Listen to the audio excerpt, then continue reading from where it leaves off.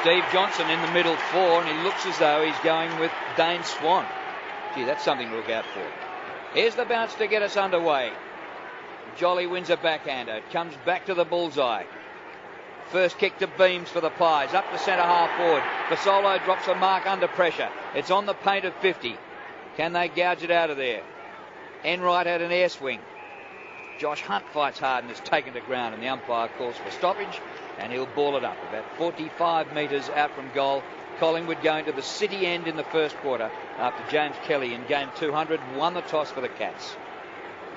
There's the bounce. Give it to West actually this time. Not clean underneath, but the hand pass comes out. Maxwell for Collingwood. A high ball towards full forward. Cloak charges at it. Worked off the ball by Harry Taylor. Out the back to Dawes. Beautiful hand pass out to Pendlebury, who snaps a goal in the opening 50 seconds. Pendlebury gets the Pies underway. They pressed right in, that's Collingwood, and Maxwell as captain was just on the 50 when a quick release came out. Their hand work then, their sureness of ball, Collingwood, I think there were 3 hand passes in the finish which got the ball clear.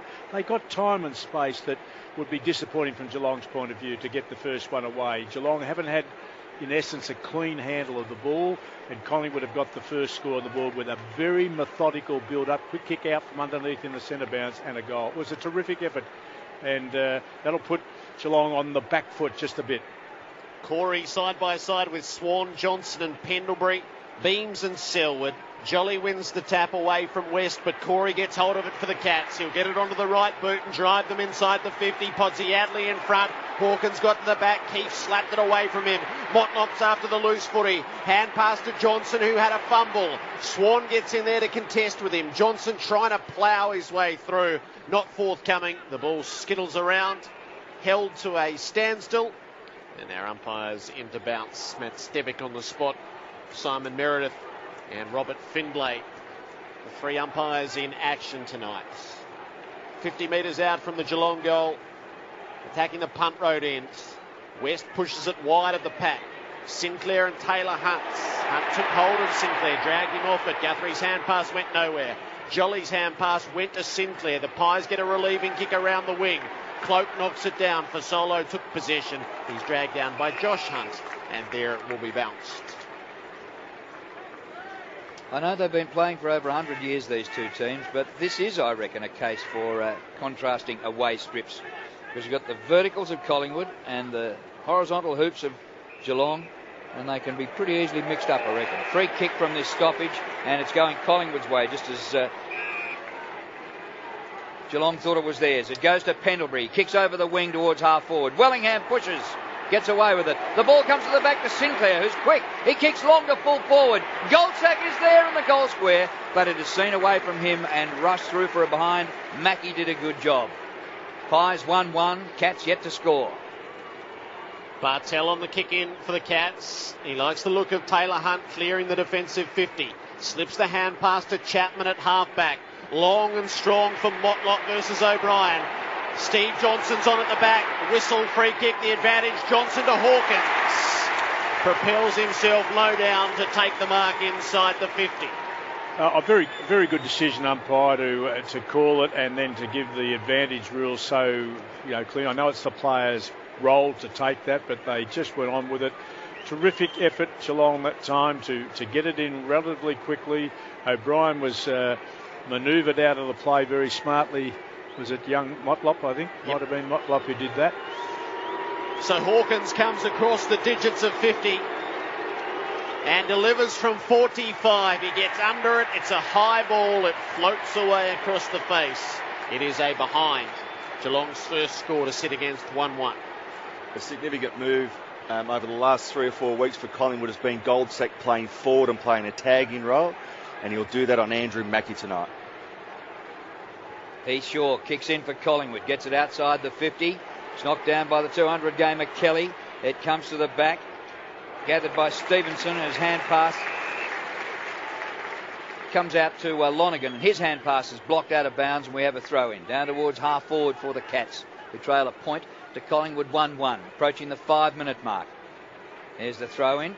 Bunted down by Stevenson to Corey. Hand pass back to Smets, a late inclusion, who has a fumble, gets him into a lot of trouble. He's lost it. Beams attempted to soccer off the ground, comes back into the pack, and the umpire will bounce. And that's the difference, isn't it? The one young player, Smets, who can play and was unlucky to go out and got back in the last minute. Just a double handle there, gave Collingwood re-access to the ball. At the bounce, Ruckman wrestled each other away from it. Skittles the way of Pendlebury. He releases Beams. The Pies out of half-back. Kick didn't quite find its target, Wellingham. Guthrie comes through the pack. Hand pass to Enright. Up the line to Corey and back to Enright. Has to get it quickly onto the boot. It'll float up to half forward. Heath Shaw read it well. And unimpeded, he drifts across the front of the pack to take the mark. I love that Keith. He just held out his opponent beautifully in Podsy Adley. Keith can play. He's a terrific young fella. Short to side bottom and back to Shaw, who has a bounce, gets to the wing, kicks just short of the 50. Mackie up, can't take the mark, but it's taken down in front by Guthrie. Delivers a beautiful pass into the middle of the ground.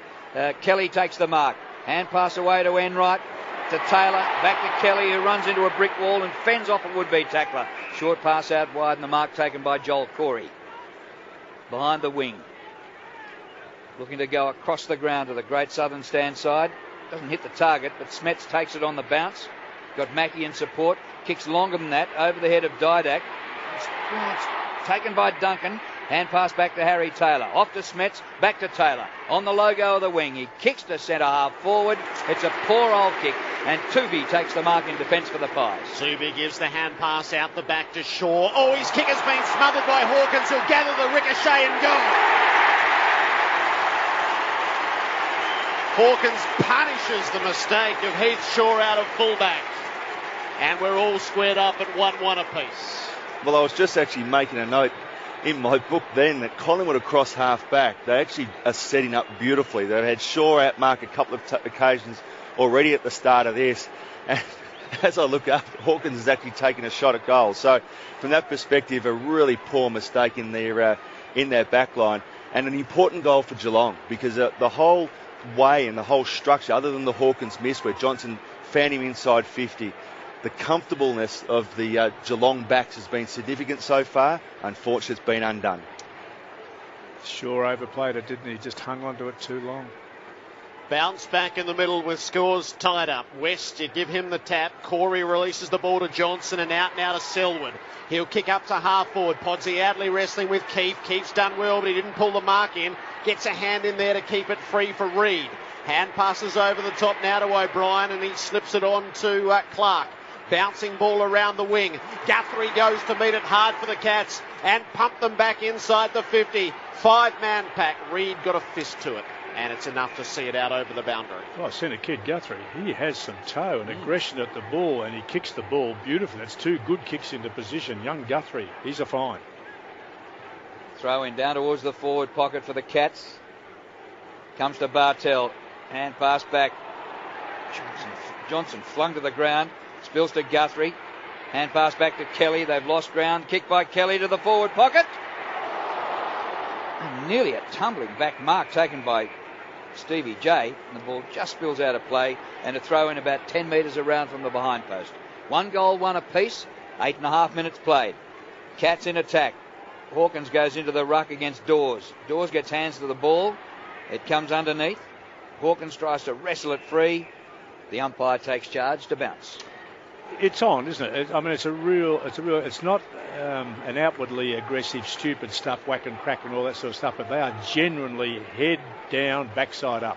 30 from the Geelong goal. West wins the tap down to Corey, flings it out goal side. It was intercepted by Shaw. His hand pass didn't go far. It ricocheted back into the pack where Bartell got caught with it, and there it ends. 25 out from the Geelong goal. And now right in the corridor, with the whole field around it, it seems. Hawkins doing the ruck work against Dawes. Underfoot it comes. Pendlebury with a releasing ball for O'Brien. He gives it back to Reid. Careful with the pass to Beams. Hand pass to Pendlebury, involved for the second time in the movement. Out to Goldsack, and Beams stayed in the play to receive the next hand pass. Down the line with a penetrating kick. Josh Hunt had a play to intercept. He left it behind. Fasolo got under him. They collapsed to ground together. Smets gets brought down with it. And we lurch from stoppage to stoppage with a bit of territory covered in between. It's at half forward for the Pies.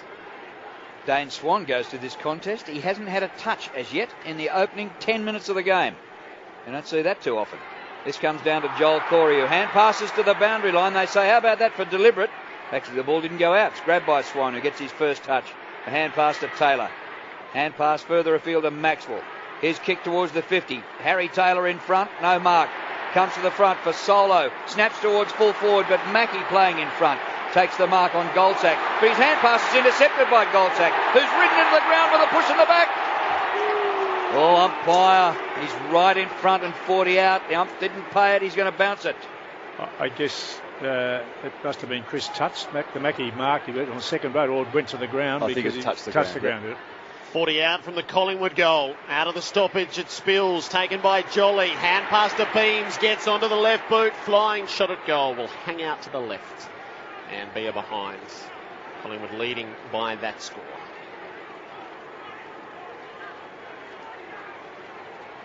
The crowd building up. I reckon a lot of people did get caught in Punt Road getting here.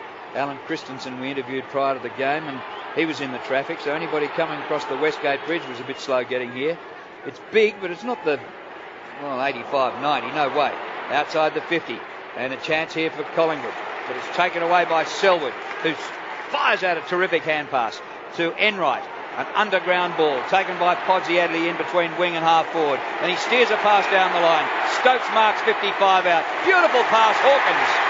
Hawkins takes the mark about 35 metres out from goal, and that was as clear and crisp movement as you could see in a pressurised game. Well, we could see it heading up, Chris. It was in their hands coming out of their back 50 in Geelong. And the +1, which they're doing, the same as the opposition. Shaw is the extra man in the back half for Collingwood, and Guthrie is the extra man back half for Geelong. But the zone never moved at all. They allowed 3 accesses by Geelong players, just ran on and took up the mark. Didn't try at any stage to close the time and space. Tomahawk for his second goal. From 40, the drop punt is positive, but it's left all the way. He has kicked 1 goal too, which is Geelong's score. Collingwood also 1-2. Whitey. Drew, just to back up Parko's comment, what happened in that situation was Darren Jolly was the one that was forced to be on Tom Hawkins at full back. Reid marked the kick in. He wanders out into the left back pocket, kicks to contests around the wing. It's going to fall the way of Cloak at the back of 4. He sends it up to half forward for Solo against Smeds. Coming the other way is Dawes. Dawes got taken high. Feeds the hand pass to Solo. Kick to full forward. Wellingham is camped. Duncan comes in to effect the spoil. Wellingham stays in the play. He's hemmed in the pocket. Centering ball. Beautiful cool head. And Daisy Thomas arrives to take the mark at full forward. I was about to say that Duncan did brilliantly then by actually backing back good 30 or so metres to actually get under Wellingham and make the spoil. The ball didn't go out of bounds, and what great cool play by Wellingham to actually seize and actually spot up Thomas in a great position, almost dead in front. This will be his first kick. 25 metres from goal. Thomas skips in and misses to the right. Collingwood lead by a point instead of a goal. I just don't understand it. And that's got to be a mental pressure of some time. He would kick those blindfolded on his left foot, facing backwards from the goal. And yet he can't find. I mean, that's just deplorable conversion. It is. It's his first game back from injury. He's been out for a while. It's a bit rusty in front of goal with the pressure. Harry Taylor marks the kick in. Hand pass to Selwood. Back to Taylor. He kicks towards the middle of the ground. It misses Podsiadly and is taken by Harry O'Brien, who kicks towards half forward. Wellingham looking sharp, takes the mark one way, then the other. High to full forward. No mark taken. A chance for the Pies. Swan is there, gets the hand pass away. For Solo, a high kick from about 15 metres out. Is out of bounds on the full. He gave it a bit of a hook. And Pendlebury's giving it to him because Pendlebury was just off. He didn't see Pendlebury at all. He just tried to kick a spectacular one over his shoulder. Pendlebury standing 5 metres in front of him facing the goal. Totally clear. Mackie from the restart covered 40 metres to Stevenson, who'll play the southern wing with a poor kick straight to Heath Shaw. Hand pass to Beams, coming back, didn't find its target, and Stevenson gets in there to retrieve the situation. Off to West and Johnson and Selwood, and now Stokes on the wing. He comes more centrally to Chapman at full flight. Hand pass to Johnson. Sinclair came at him. Johnson got the kick away, and Hawkins again is on the lead. He is Geelong's way home. He's given it off this time to Chapman, who gets it to the left boot and misses. Well, not a good sign of the people here. He had to go back and kick that because he's missed a couple. He gave it off to Chappie. Chappie was confronted on his natural foot and had to just pop at it on his left, and the behind resulted. Not good play at all. Level again, Drew. Side bottom, kicks to himself, runs it out, gets the hand pass to O'Brien, over the top to Beams on defensive 50. Beams out to the wing. Cloak. Taylor punches, but Cloak retrieves it, and he's paid the mark, the umpire. Cloak must have had first touch. Oh, gee, it was a big hit by the defender. I would have thought so. Kick by Cloak towards half forward. Oh, Goldsack juggles, but marks. Too far out to score. Oh, gets a bit of a run from Blair, but he has a bad fumble. Johnson taken high. The crumbs come out towards the boundary line. Guthrie is under the pack. Wellingham's got him, and the umpire is going to ball it up. It looked like a clear ball by Taylor. And the ump paid the mark to Cloak. 1-3 to 1-3. 16 minutes. Right half forward for Collingwood. Jolly with a tap out boundary side. It will get to the line, but not over it. And so the umpire's going to have to bounce it a metre in from the field of play. He'll walk it in a couple more. Give everybody a chance at it. West takes front position. On such a long side of the pack, but side bottom got it, kicked it straight into West. Hand pass to Selwood, very quick hands to Kelly and Bartell. And chips for a centre half back, it's not a great kick. Mackie went with the flight, made the spoil illegally on Cloak. She showed some guts though, didn't he? What do you reckon, Chris? Was frontal contact made? I didn't think there was at the time. No, well the players played on like there wasn't. They didn't pull up and ask for it. From true centre half forward, Cloak gives it the lot. He's going to come up 5 metres short. That still might work. Pendlebury snapped out of the pack on the spillage, and he lands the goal. His second, Collingwood seconds.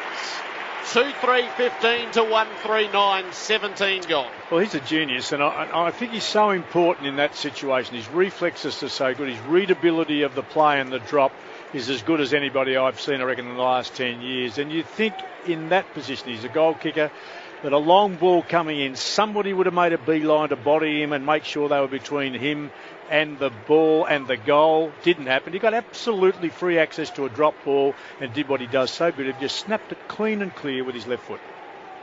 Not bad for a basketballer. Well, he can play, and he's generally getting the best result out of tight situations, probably across the competition. He's kicked both of Collingwood's goals, Pendlebury, and he's gone to the bench as a reward. At the bounce, it's taken by Corey, who's spun round in Beams' tackle. Comes to Mackie, off to Stokes, little one to Kelly, who's given it straight up to Thomas. That was about a 14-metre pass straight to the opposition. Thomas, a hand pass out wide. Side bottom, touches down once. Southern stand wing, kicks to Cloak, flips through his glove, taken by Enright. Now further afield to Hunt. Chapman gets Thomas in a good tackle, and the Cats have it. Corey, a big hand pass up forward, not taken cleanly by Chapman. But it spills here to West. Goes to Bartell, and on the lead is Podsy Adley, who marks on his chest 35 metres from goal. Now go back, son, and do what you're paid to do. I mean, there's been some terrible turnovers, but the way the opposition clamp back under it, or somebody else picks up the mess that's been made. Been a lot of misses, little misses made tonight, which suggest they're a fair bit off the pace in the competition, but the clean up either by the opposition or their own teammates has been superb. The Cats' marks inside 50 have been fantastic, and they've been wasteful with 1-3. Surely the Pods can do something about it. 45 out, kicks the goal. In game 50, James Podsiadly gets his 119th goal. Well, significant at the moment for the Collingwood defenders is that Hawkins looks on top of his opponent, his direct opponent, and no doubt at all that Podsiadly, the first opportunity he gets a direct ball coming towards him, he also looks like he's he's on top of his opponent. So Keefe and Reid are the two tall timbers down there. At the moment, in one-on-one situations, they look vulnerable. They look very good and very calm and well set up when their half-back line is Shaw and those types of players are able to get back. O'Brien would be the other. Get back and actually clog that space and actually make it hard for Hawkins and Podsiadly. But at the moment, each time it goes inside 50 towards one of those talls, they look like they're on top. Swan will get first access in the middle. He screws a kick around the corner, but it's cut off by Enright. The Cats put it forward of halfway. Loose ball runs through centre half forward. Shaw to meet it. Missed his target, Pendlebury. Duncan came the other way. Pendlebury tries to tidy up. Tuvey got caught in a two-man tackle with the ball. He's buried on the spot, and that's where it will be bounced. He almost had prior opportunity. He almost went to cut his way through before he hand passed it. You'd be very tempted to knock him over for that. I'm glad they don't. He's playing the ball. Why would you go and get it? Front corner of the centre square. Stevenson down to Selwood. Guthrie had a fumble. Selwood's hand pass across his body didn't come off. Blair intercepted. Didak to Beams. Smets lays a tackle. Side bottom trying to get through. He does. Hand pass to Wellingham. Kick for Cloak. He missed him. Out in the pocket. It spills away. Cloak goes off the ground and kicks it on the full. Poor play, Cloak, I would have thought. Very ordinary play. Take the inside 50, take the ball up with a throw in inside 50, give your team a chance. Oh. Taylor goes by hand with the free to Enright and away to Guthrie, and he's given it up. What beautiful kicker. They said what a class kicker he was. He couldn't have hit him better if he tried. This is Goldsack, who plays for the opposition. He's taken the mark about 52 metres out from goal. A defender who hasn't troubled the scorers too often in his league career, but here he is playing as a defensive forward. He's kicked us 13 goals. Oh, he's got plenty of distance. That is a magnificent kick. That is out of this world.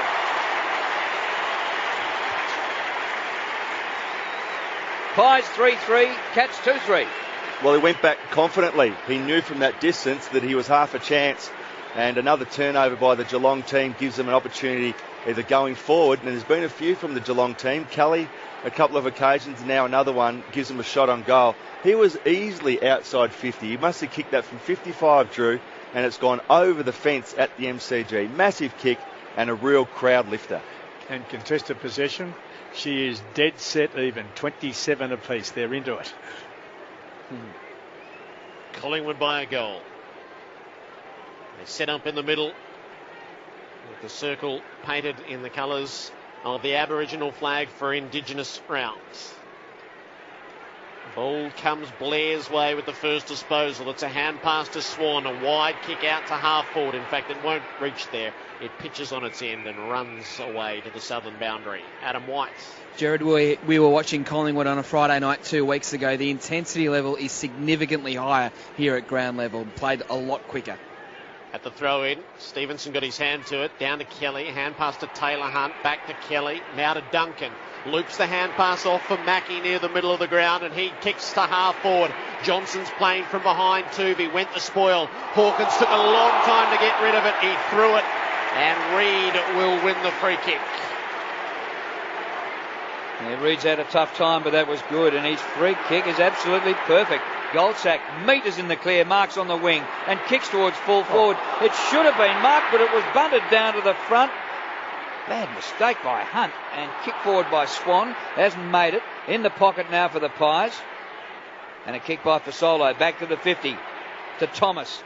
Ugly looking kick towards full forward. It gets there. Smets has a fumble. Regathers. Hand passes to Mackie. And he pokes out a short pass out of defence, which is good, and Duncan takes the mark. Gee, Collingwood looked a certainty to get a goal out of that. Well, Hunt's error, wasn't it? I mean, Hunt should have just marked the ball. For some reason, he decided to punch it away and nearly broke his hand doing it.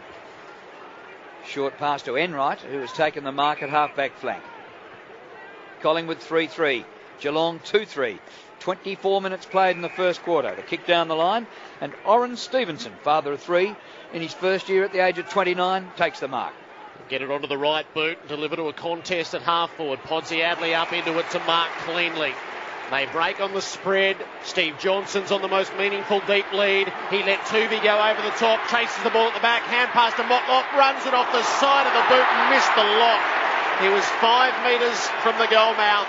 He went the dribble kick and put it all the way across, out of bounds in the opposite pocket. Maxwell and O'Brien were both on hand to tell him all about it. At the throw in, Jolly down to Keefe, caught with it, dispossessed. Tuvi's kick came in a hurry and at an awkward angle for Thomas to deal with. It runs out toward the boundary and over. 50 from the Geelong goal. Adam White. Jared, the medical team have been out to Josh Hunt, but he's waved them away, but they did have two guys out there to look at him. Maybe he did injure his wrist in slapping that ball down rather than marking. Dane Beams kicks a ball out of defence with the outside of his boot, but the mark is taken by Mackie, who squares the ball into the middle of the ground. Enright, playing nearly his best game for the year, marks near the circles. Undergrounds the ball to Bartel, who kicks to full forward, but Shaw is there for Collingwood to take a mark in the last line. Collingwood fans wanting a 50-metre penalty against Stevie J for a bump slightly after the mark. And the 50 not awarded, across in front of goal, and Maxwell marks in the opposite back pocket. The Collingwood skipper looking for the way out. It's a long driving kick to half-back. Goldsack flies. Mackie made the spoil. Lonergan's hand pass didn't find a teammate. Thomas with a neat little intercept. Hand pass to Goldsack, who gets a good shepherd from Jolly. Two bounces from Goldsack, almost run down. Kick to full forward. Wellingham didn't quite trap it. Guthrie and Wellingham scrap for it. Hand pass from Wellingham to Sinclair, who snaps it behind. Just couldn't quite get the curl on the ball. Collingwood lead by 7 points. Well, if it's going to be Guthrie, and I'm not sure whether it is now loose man versus Shaw, Shaw's been the dominant bloke down the back half. He's the worry. Hunt's kicks a beauty into Kelly, who takes the mark. Kick by Kelly out to half-back flank. Gee, Lonergan was swamped. Ball comes to Thomas. Hand pass into Beam, 60 out. He steers a pass. Side bottom marks. 40 from goal, right in front. Geelong turnovers. It's whether that's a confidence thing, whether it's just an unsureness of coming out of defensive 50, but we've seen numerous occasions over the course of the evening already, particularly coming out of defence. There's another one, and it might hurt him again. Steele, side bottom, right in front. Should be kicking Collingwood's fourth goal. 45 metres out. Oh, it's hit the post. Gee, they waited a long time behind the goals before they gave me any indication whether he'd got it or missed it. And a poster. So it's 3-5 to 2 goals 3. Pies by 8 points.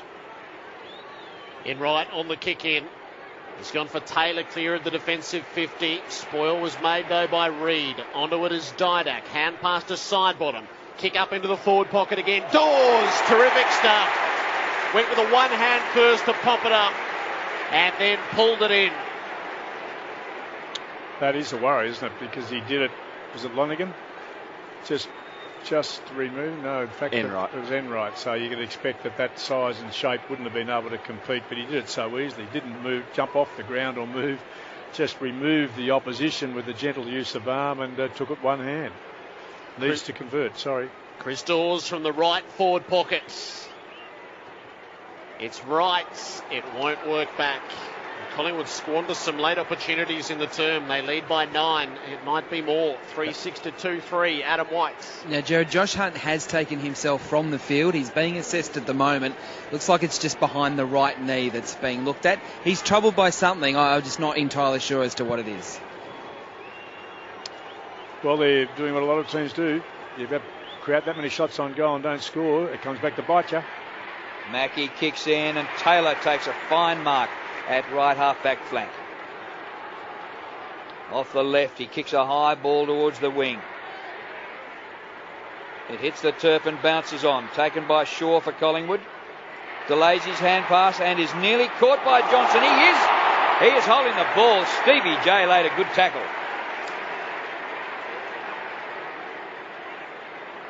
No, Heath Shaw waited too long.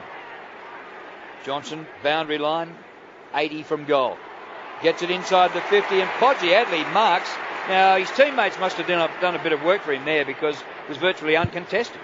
Absolutely set play. Absolute set play. They put the half-moon spot round, ran the space, and CBJ looked like he was running straight in and kicked it across his body. That's a delightful thing to see at this level with zone defences that should prevent that from happening. Well, Podsiadly looking to kick his second goal after the siren. 9 points is the deficit. If they get to 3, I think they'll consider themselves a bit lucky to be that close. The key forwards have taken marks on the lead. Podsiadly from 51. Oh, it's got a chance. Just offline, missing to the left-hand side. So Geelong go in at the first break. 2 goals, 4-16, trailing Collingwood 3-6-24. The margin 8 points. Pendlebury's kicked 2. Goldsack kicked an absolute perler. And the 2 for the Cats. Hawkins, and it could have been more. And Podsiadly, and it could have been more. It's interesting because we have a contest, but it's relatively ugly. Is that the terms that we use? It's not clean and clear and crisp in the way that some of the early movement was reasonable, but the turnovers for players who've been coming out, particularly Geelong, out of defence with little or no real pressure coming, been the turnovers that have killed them. Collingwood by 8 points. Don't know where they're going to go to after that. Into the second term we go. Collingwood by 8 points and kicking to the punt road ends. Stevenson goes against Jolly. Jolly cleanly down to Swan. Hand pass to Pendlebury. Knocked off his kick by Stevenson, and it slews away to the southern wing. Motlop leads the chase. Hand pass to Kelly. Looping ball up over the top. Bounced away from Selwood and straight to O'Brien. He might have given it back to Kelly, though. Kelly got caught in the tackle of side bottom. He let it go. Should have been penalised. Maxwell kicked it into the congestion. Kelly made the smother. The ricochet went out of play. The errors, there were 5 distinct errors of possession and disposal there that you just don't see amongst the top sides. There are a couple of teams that are struggling here. Left half forward for Geelong. Jolly gets the ball from the throw-in, bounces it around the wing. Sinclair dispossessed. Mackey's onto it for Geelong. His kick was smothered. Wellingham bunts it out to Didak, who lost it. Josh Hunter's back in the play. Hand pass to Kelly. High ball around the wing. Hard to mark. Swan made it look easy. Drifted in. Juggled the grab. Swan had 5 possessions in the first quarter, but he laid 4 tackles. Best of anyone. Comes across the ground to Keefe, who marks. He gets it over the wing to Shaw. And Shaw steers it down the line, but the kick's too wide for Thomas and beats him out of bounds. Poor disposal by Shaw. Oh, and he's still waving to him, apologising, but he's got to be better than that. You've got a kid Guthrie who can't get it across half-back, not helping Geelong, and a bloke Shaw is making error after error in his free position. Selwood wins the hit out. It goes back towards the boundary line and out again for another throw-in. Whitey. Drew, Jared mentioned before Josh hunting the call. I'm surprised he's back out there. He looked like he was really limping at quarter time. Jolly wrestles and wins the hit. Rove by Swan. Swan puts it out in front of the goal square. A chance for Cloak. Gloves to it. Down to the front to Dawes, but he's pushed off his kick by Josh Hunt. And the ball goes nowhere. How does the umpire rule? Holding the ball. You pay the price for getting the bill in this game. Oh, you do. Hate it. Josh Hunt from the left back pockets. He just confused himself. Hand pass to nobody in particular. Lonergan had to go and get it and kick in a hurry. It comes off to half back where Selwood marks and shoots the hand pass off to Taylor Hunt. He's at full stride. Had a bounce. Delivers long. Podsiadly leans in, gets his hands to it. Shaw made the late spoil. Still to be had in the pocket. Reed gets there for the Pies. Hand pass is not great. Stokes couldn't quite get hold of it. Keith's hand pass is smothered. It goes out of play. 5 around from the behind post. Oh, he needed to drive himself into that, Stokes, to make sure he got possession first before he started pedalling backwards and half taking it. Oh, not a good effort. No addition to the quarter time score. Throw in. Clean possession Hawkins. Kick smothered. Bounces to side bottom. He bunts it to his own advantage and runs through centre half back. Kicks down towards half forward. Cloak is there. Oh. He works Harry Taylor under the ball with a push, says the umpire. Now, I don't think there were hands there. I reckon he used his body. Absolutely pushed him under with his body. He could not contest the mark when the ball was within 5 metres. Great decision, umpire. Sometimes you pay the price for being the bigger man. Taylor, the free kick. Down towards half forward. All Collingwood. All Reed spilled a mark he should have taken. Comes to Kelly. Hand pass misses Selwood. It's on the 50. Cats in attack. Stacks on the mill. They're all in there. And the umpire says, this time I'm going to ball it up. She's up and down. Right now, the game, I think they sort of smell it's in balance. The ratings have gone up immeasurably. I know it's hard at the end of the first quarter, but the start of the second, she's going. Collingwood by 8, 50 out from the Geelong goal. Stevenson wins it down to Duncan. Gets some sort of kick to full forward. No mark taken by Reid, who had front position. Hawkins toils on. Reid brings him down. Clark rises with the footy. Hand pass to Pendlebury. Hand pass wasn't great. Keefe made it okay. Side bottom and Swan, and now Shaw in the back pocket. The Pies are out. Hand pass over the top to Wellingham, who has a bounce. Looks up the southern wing and puts it onto the chest of Dawes. Wonderful kick, Jared. Dawes will have a look at a pretty open setup. Wellingham has sprinted on. Good He'll run. take the mark near half forward. Feed it off to Didak. Didak will put them deep inside the 50, and out comes Fasolo to take the mark. Beautiful movement of the footy created by the dare of Sharad Wellingham. Well, his vertical leap, they tell me it's a ripper. His vertical leap was a difference. Enright was doing everything in his capacity. He came hard and jumped high, didn't get anywhere near him. Tickled him on the back, I think. And just a little touch also, Jared, of a bit of the new game plan from Nathan Buckley then. There's no doubt a change of direction from Wellingham and Didak then was the difference. Fasolo to get the conversion so richly deserved. Yes, he does. Yeah, great usage. That's clean usage from winning it in the back pocket. I can't remember the Geelong player who didn't have to go. He had to sit back, let the chase from behind put the pressure on the ball carrier. He came up and made the loose man over the top. It was a good night. 3 kicks into the forward line. Fasolo went up. Wasn't an easy mark, but he came forward and drove himself into the air. He's got colossal agility and vertical power in his legs to take what he often takes as good marks. And that's the reason they say, don't want him to spend more time on the ground. Boy, he takes marks in the forward line to his size. Keep it and encourage him to do it. That was the first goal for the quarter. It took 5 minutes. Collingwood 4-6 to 2 goals 4. 14-point lead. Back in the middle for a bounce. On a beautiful night for football in Melbourne. It's won by Stevenson, the veteran first-year player out of the VFL. And it goes nowhere, and the umpire will bounce again.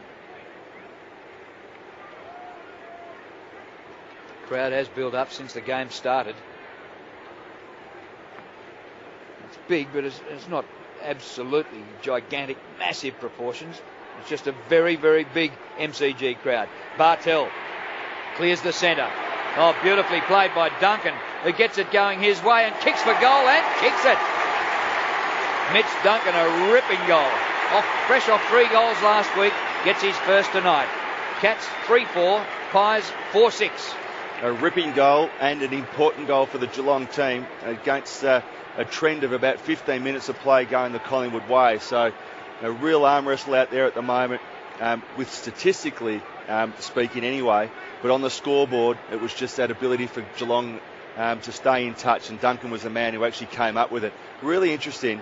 I do feel, and look, defenders are vulnerable at the best of times in one-on-one situations. Very difficult in this day and age as a footballer to play in a defensive position and one-on-one to win those battles with the skill of this team. But Duncan on that occasion, great body on a very good body player in O'Brien. Collingwood by 8. Swan gets it cleanly out of the middle, and he's going to pump the Pies to full forward. Fasolo threatens Cloak over the back, kick off the ground and goal! Couldn't be more simple than that. And Collingwood re-established the 14-point lead. I don't know why it's happened. I don't understand as a coach, and I probably should, but start of this quarter, they both reverted back to man-on-man, a 6-man defence for both teams. I love it. I think it's absolutely terrific. So they've had an equal match. There hasn't been a floater across a third man to come in and take the ball away and be outnumbered when it hits the ground. I'm sure it's still, yes, we've still got both teams. We right there, Drew? Yep. Yeah, 8 minutes into the second quarter, who've decided to go man for man all over the ground. That's an interesting change because they've both been so good at releasing the +1. And you can put the screws on Swan all you like, but he still gets kicks in tough areas. Dane Beams gets one out of the middle here this time. It's chopped off by Duncan for the Cats. The kick to half forward. Free kick to long right in front of goal. 40 to 45 metres out. Podsiadly. He is funny, Jono, isn't he, Johnson? The first to recognise that it might be a chance here. He's on his bike with his arm waving, give it to me, even though it's well within the range of the kicker. And I think it was Keefe. He just would not let Podsiadly run at the footy. So good call by the umpire. Difficult to see, but a good call. It was Keefe. Right in front. Podsiadly for his second. Oh, way left. And that's the Collingwood Social Club end of the MCG. You mightn't be surprised to realise that when you heard the cheer go up. And that's the footy gods are definitely here tonight. They didn't agree with you, Chris. Collingwood by 13. Shaw plays onto himself. Hares out into the back pocket. Kick for Fasolo, trying to get up over the top of Stevenson. He couldn't. The ruckman for the Cats took the mark. Off to Josh Hunt. Terrible ball sideways. Intercepted by Daisy Thomas. He squares the footy to Dawes. Feeds it off now to Beams. Just balked the first kick and went a little wider to Wellingham. He has a look down the southern wing. Sits it up for side bottom. Taylor Hunt made the spoil. And Sidebottom couldn't quite get hold of it, with the Magpie fans baying for a free kick over the shoulder. 36-23, a 13-point lead to the Pies, approaching the 10-minute mark of the second quarter. Dawes in the ruck, down, socket away by Chapman for Geelong, close to the boundary line, kept alive by Selwood, but gathered by Sidebottom for Collingwood. A hurried kick on the turn, nearly out of bounds on the full. Good spoil put on by Thomas. Ball comes to Sidebottom. His kick in towards midfield. Chopped off by Enright. Back towards half forward with his kick. Just forward of the wing. Thomas gets it for Collingwood. Hand pass to Tuvey. Off to Didak. Playing just his second game for the year. A squaring ball is good for Wellingham, who marks 70 out from goal. Back to Didak, who weaves around him and runs away from goal. Hand pass wide to Thomas. Back to Didak. Racking up the touches now. Didak's kick towards half forward flank. And Beams marks 60 from goal. He gets a good run. Wellingham's run brilliantly tonight. He gets behind and is beaten to the ball. Kelly's hand pass straight to the opposition. It's Pope of all people. And he kicks it behind. Should have kicked the goal from about 45 metres. He's kicked one goal, one, and one out of bounds. Enright on the kick in. He's found Kelly most of the way to the defensive 50. Nothing really on down the field, so a change of direction, not without risk. Chapman didn't mark with Blair bearing down, but he does get onto the footy. Hand pass in a hurry back to Kelly, who goes the squirting ball to half back. Taylor dropped the mark and had to play on quickly, but he did it well. He kicked for Selwood. Down the line he goes for Stokes. Handled the half volley well. Back to Selwood with a hand pass. Kick up to full forward. Motlop's the man. He nicks in front of O'Brien and takes the mark 20 out from goal. That was great team play, Geelong. They were an inch away from each of those disposals from getting the ball turned over, but they had confidence enough to take take the opponent on. It worked about 3 or 4 times in a row. Now a shot on goal. Motlop takes it and lands the major. So they go end to end for the goal. And the margin comes back to 8 points. 5-7-37 Collingwood, 4-5-29 Geelong, 12 played of the second term. It went smoothly enough, but from the very first Hunt disposal down here that was nearly turned over, the next kick was nearly spoilt, the next kick or hand pass was nearly smothered, but given their due, they didn't go back in their shells. They just kept taking the risk, and the challenge loomed up. And in the finish, a good kick to Motlop. It actually favoured him beautifully, drop it into the hole, and he's able to leave his man and get in. So, very important goal. They've still got a sniff. I think they're struggling along, just trying to get it into overdrive, but they just can't get there. The first 6 minutes of the quarter produced no goals. The next 6, 2 goals each. In the middle, rove by Corey. A hand pass was too high for West, so needs a speedster. In the shape of Mackie. He runs onto it and bumbles the kick towards the 50. It's paddled out here to Johnson, who's caught in a good tackle by the Collingwood skipper Maxwell. Hand pass comes up to Motlop.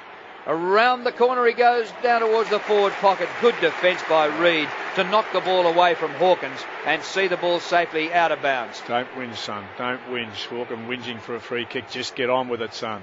Umpires quickly to get the ball in play. West wins the hit out. Comes to Clark, who's been very quiet. And Marty, the Irishman's taken to ground. The ball does spill out. It's still there for someone. Blair gets a little kick and clears the area. It's taken by Thomas, who goes for a gallop. He gets up near the wing, kicks towards half forward. For Solo, an unrealistic jump really. Probably was a free kick, but, well, Cats had the ball anyway. The kick back to the wing. Beams has it for Collingwood. He gets the hand pass off to Clark. Ball didn't quite reach for Solo, but he was good with his hands. To Beams, to Didak. They're nearly through. Didak onto the left boot. Cloak's on the lead. Sinclair, his own man, bowled him over. And the ball spills away from the pair out of play. Yeah, he should have read that better, young Sinclair. I think he was in a position, but he just needed to back off a bit and let the big fella come, and he could have cleaned up the spill after that. Left half forward for Collingwood at the throw-in. Jolly was held.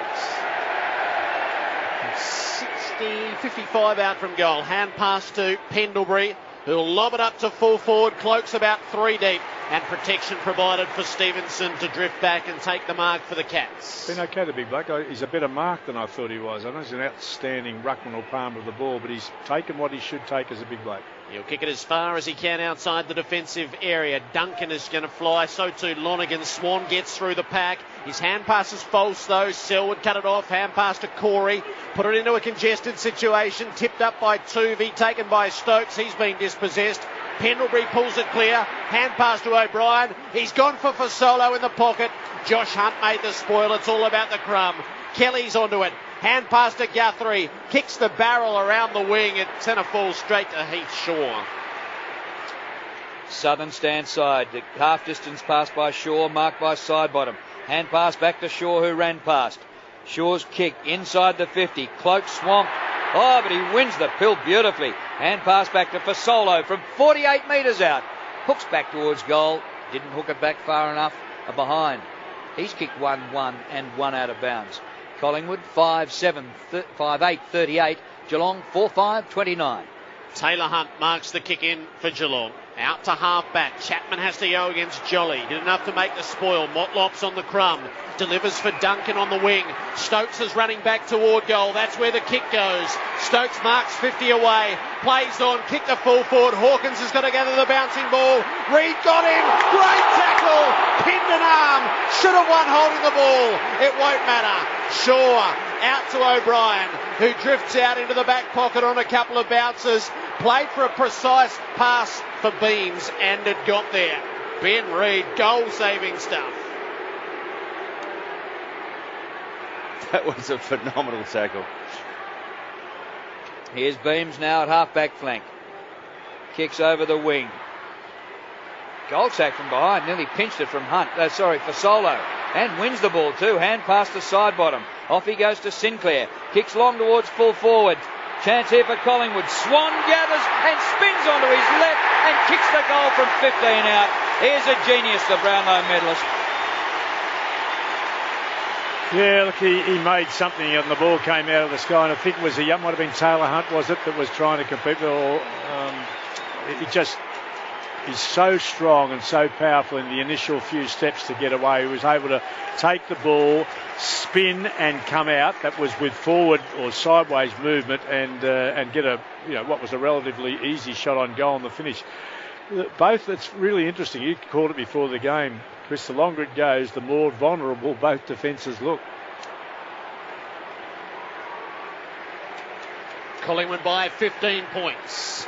Middle stages of the second term. It's a delay on the bounce. It's affected now. Jolly clean with a tap. Free kick here. Going Geelong's way. Selwood scragged off the ball. He's up quickly to take it. The spreads to Johnson. Johnson will put it out into the pocket for Hawkins. Reid wears him close. Hawkins can't mark. Shaw knocked off his kick. Tuvey gets in there to help him out. Hand pass for Wellingham. Good on the pick up low down, but he runs it out of play. Sanctuary 55 away from the Geelong goal.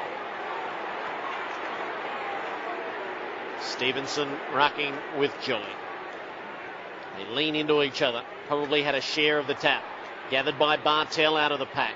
High ball into the pocket. Reid and Hawkins again grapple. Reid gets his fist on the ball and punches it out of play. He's not been manhandled tonight. Got a couple of inside midfielders who are doing wonderful jobs. Selwood's been great in the contest, and so has young Beams. He's got better and better as an inside player. Left forward pocket now for Geelong. Podsiadly punched it goal side. Reid got there. Kick might have been partially smothered off the boot. Thomas lost it. Stolen by Stokes, who kicks the goal. Ever the opportunists. Matthew Stokes lurking in the pocket. Closes the margin to 9 points. 5-5 to 6-8. Well, opportunistic. Have to finish it, and he did. It was a great round. The round on the over his left shoulder, wasn't it? It was a brilliant finish, but just forward pressure from the Geelong team. Was it Stokes who made that smother? Was it Jared, or can't get a picture? I'm pretty sure it was Stokes. It was a wonderful smother, really was. The Geelong players have run to him now, so fantastic inside 50 smother. Gives his team an opportunity against the flow. Keeps them only 9 points down. Bartel, wasn't it?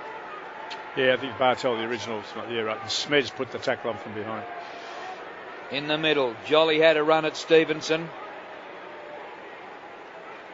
Comes out the back door. Taken by Enright. Oh, fumbled here by Johnson just forward of the wing. That's unusual, Stevie J. And he allows Daisy Thomas in to knock it towards the boundary line. Yeah, it was done before he had control, wasn't he? He was doing the usual thing. Don't look at it. I'll gather it behind my back, bring it over my left shoulder and flick it through my legs, but didn't get tight to the wall. Collingwood by 9 points. Stevenson wins the hit out. It comes to Clark. He takes a tackle a bit high. Don't think he buckled at the knees or even bent into that. Joel Corey just went at him a bit high and hurt him. Clark hasn't got up yet. Got poked in the eye, I think. Yeah. Drew. Yeah, very nasty. So he can't take the kick, and nobody stands the mark. Sidebottom will take the kick. Gains about 15 metres, but it's a poor old kick. Enright takes the mark at half-back. Hand pass to Mackie. Oh, good-looking bounce. Now he kicks to half-forward. Podsiadly a chance. Roved in front by Motlop. Oh, he looked at hand pass behind him, and there was a little throw in there, said the umpire, and it's going to be Collingwood's free kick. Harry Taylor takes it. Harry O'Brien takes it. Back he goes to Maxwell, spreads out the southern side, Didak and Bartel. Bartel made the spoil from behind and came up with the ball. He gives some ground to Mackie. Has a couple of runners in the middle, didn't use him immediately. And now is kicking to centre half forward where Hawkins stood in front. Pounded by Jolly, legally apparently. He made the spoil off to Pendlebury, dispossessed in the tackle. Tuvey kicked it cleverly off the outside of the boot. The spread is on for Collingwood. Didak up to half forward. Swan comes out, gathers outside the 50. Good hand pass for Solo, took on the tackle and got caught. Tried to get it back to Swan but failed. Taylor Hunt on the intercept, released to Selwood, had a bounce, kicks long, Podsiadly from behind. Taylor made the spoil. O'Brien made the spoil. I've got the same as you've got, Drew. Keep on the way out. Pendlebury tries, they all pile in. I reckon that's nearly lost underfoot. Johnson holding it up against Jono Mooney. pulled it in. Stevie J pulled it in. Anyway, it's going to be a baller. It's a good game. It's a good game. Got to the front of my seat after all. Sorry to influence you like that. My fault. This ball comes to Stokes. Now the umpire's seen a free kick in the ruck contest, and Oren Stevenson, will take the free. He's about 60 metres out from goal. Little hand pass to Selwood. He can't make the distance either. He kicks to Hawkins, who marks just inside the boundary line in the pocket. Go there, son. I'll tell you where to go. Just go where I'm going to kick the ball. Don't worry about looting anywhere. I'll just find the hole and put it in there for you. Oh, gee, that was a good kick. Oh, yeah. That was pinpoint. But, gee, it's an awkward spot. His heels are in the gutter. And he's only about 25, 30 metres from goal. But he goes the banana and has made a good fist of it and hit the top of the far goalpost.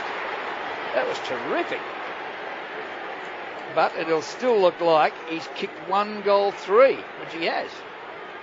Sidebottom marked the kick in and delivers out to Jolly at halfback. It's Collingwood by 8 points. Jolly looking backwards and sideways. They're pretty well all covered, so it's down the line on the long kick. Dawes trying to muscle his way into the pack. He did well, but he didn't quite bring it in. For Solo underfoot. Hand pass to Swan, trundles out of there. Kick to centre half forward. Mackie made the spoil. It's all about the crumb. It got through a couple. Didak had it stolen by Mitch Duncan. Hand pass to Enright at true centre half back. He gives it to Bartel, trying to find a way through. He's put it to centre half forward for Podsiadly on the lead. Supremely good kick from Bartel, one end of the square to the other. High ball to full forward. Hawkins trying to hold them off. It cleared the lot. Oh, that got through. It's turned at a right angle after clearing the pack. And it's a goal to Podsiadly. His second. The margin is now 2 points. Collingwood 6-8, Geelong 6-6.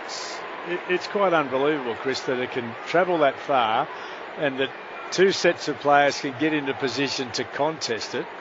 At the last minute, two of them decided to come round and crumb what was actually going to come to the front. The ball cleared all four over the top and did is that a leg or an offie or a googly? It certainly did a doozer or something. It certainly went from left to right over a couple of metres in that last step and cleaned up the goals right through the middle. I mean, that is a team lifter. If Geelong needs something, they've just got it. Yeah, that is amazing. Absolutely phenomenal. Sinclair rose in the middle. Hand pass to Swan. Off he goes and side bottoms kick inside the 50. Chance here for Dawes with Lonergan. Lonergan gets over the ball. And now Enright on all fours. The hand pass out. But it's taken by Cloak. He kicks to the top of the goal square. Goldsack goes up for the mark. It spills to Wellingham, who's been lively. And he shrugs off some tacklers. Snaps for goal and has missed from 15 metres. He nicked the post. Gee, that's a shame. He has been a live wire. He had to kick that. Kick in, short and sharp to Harry Taylor. He looks out to his left, uses it in the same manner for Enright. Still deep in defence. Collingwood with a pretty good zone set down the line. Enright's going to loft it into that area. Podsiadly used his hands in the back. Stevenson, though, West took the mark and he was paid. He plays on for Geelong forward to the middle. Maxwell kept Stokes at bay to take the intercepting mark. Released it to Keefe. The spreader's on the broadcast wing for Shaw. He marks, has a bounce. Cloak's got a lick of space, but coming back in front of him was Harry Taylor to make the spoil and get it out of play. Adam White. Jared, it did look like Marty Clark had quite a nasty eye injury, but it's been assessed and he's back out there, so that's really good news for Collingwood. At the throw-in on the 50, it comes to Sidebottom, who's wrapped up in a tackle by Bartel. That ball's not coming out, and it'll be a ball up. 3 points the margin. Collingwood up 6-9 to 6-6.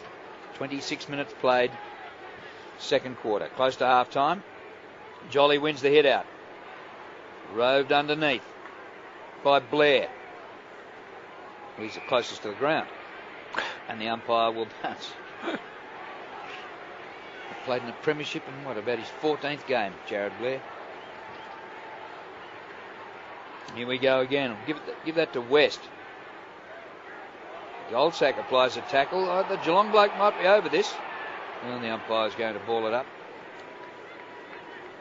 So we kick away, getting closer and closer to half-time. Quarter slightly won by the Cats. They trailed by 8 at quarter time. They now trail by 3. Up she goes. Jolly down to Sidebottom. He kicks towards full forward. Fasolo goes to ground. Spills out the back door. Wellingham has a touch and a fumble. And we've had about 4 ball ups in a row. Jared, see if he can clear the area. They're just getting a little fatigued now at this stage of each quarter. You can see the sort of intensity drop away, or the ability to make good decisions. They are packed in around it. Jolly trying to open the space. It hit a couple of boots on the way through. Steve Johnson got it. Hand pass to Corey. Hopeful kick around the broadcast wing. Motlop needs help. He works his hand pass in the Hawkins direction. He's mown down by Shaw. Umpire went for the whistle, decided not to blow it. Reed, hand passed over the top to Pendlebury. Has 2 bounces. He'll reach the 50. It's really a perimeter shot. It's a lovely kick. It's all the way. Scott Pendlebury with his 3rd. As if on the lag, played at the 3-point line. He sunk it beautifully. 7-9-51 to Geelong, 6-6-42. Adam White. Yeah, good and bad news. Good news is the goal to Pendlebury. Bad news is that Ben Reid has just limped from the field. It looks like another leg injury to Ben Reid. We'll keep an eye on it. Well, the smoothness of Pendlebury then, it was just beautiful to watch. When he got the ball in space like that, he had support and he had a couple of options. But what the Geelong defenders failed to do, which is he played it beautifully. He looked like he was going to kick. Each time he took a bounce, he looked up as if he was going to kick. It drew all the Geelong defenders away from him and finished truly on the run from 50. West wins in the middle. Down to Corey, who loses his strides but gets the hand pass to Smets. A very high ball, might nearly bring rain. Out towards the wing. They contest. Shaw hits it hard. Collingwood player was held when not in possession. Free kick. Advantage taken by Didak. Down the line. Mark taken by Dawes. He's 60 out, but he could nearly kick it. Here's a massive kick. And he goes all the way to the behind line, and the mark is taken in defence by Josh Hunt. Right on the behind line. 51-42, a 9-point lead to the Pies. Little kick across the face of goal for Bartel. He's in the left back pocket. Chapman wants it. He'll get it 35 away from the defensive goal. It's a bit slow to turn and look up. He had Lonergan out wide, but he's going to go for Spets. And he'll slide in and drop the mark. Didak threatens to take it away. Lonergan tried to wrap him up. Ball spilt forward on a bit of a kick. Taken there by Chapman. Up to West. On to Duncan. It didn't quite reach him on the full. Had to get it back to West in a hurry. Haphazard kick to half forward. It beat Steve Johnson the first time, and the second time he knocked it straight to O'Brien, who means to have a gallop through, but he's turned it straight over. He's kicked it to Mackie. The Cats with a late chance. Mackey's called to play on. His kick's a poor one inside the 50. And Toovey cut it off. Gee, Steve Johnson's had a few nightmares. And there is the siren just as O'Brien marks outside the 50. A 9-point lead to Collingwood after they led by 8 at quarter time. Before any further ado, Whitey. I didn't mean to be an alarmist before with Ben Reid, but when you see him limp to the bench with a leg injury, you fear for the worst. He looks like it's okay. I reckon he just got a kick in the lower part of the leg because they applied ice for about 45 seconds. You can see him now trotting onto the ground with his teammates to get off for half-time. So it looks like he's okay. So at the long break, it's Collingwood 7-9-51 to Geelong 6 goals 6-42.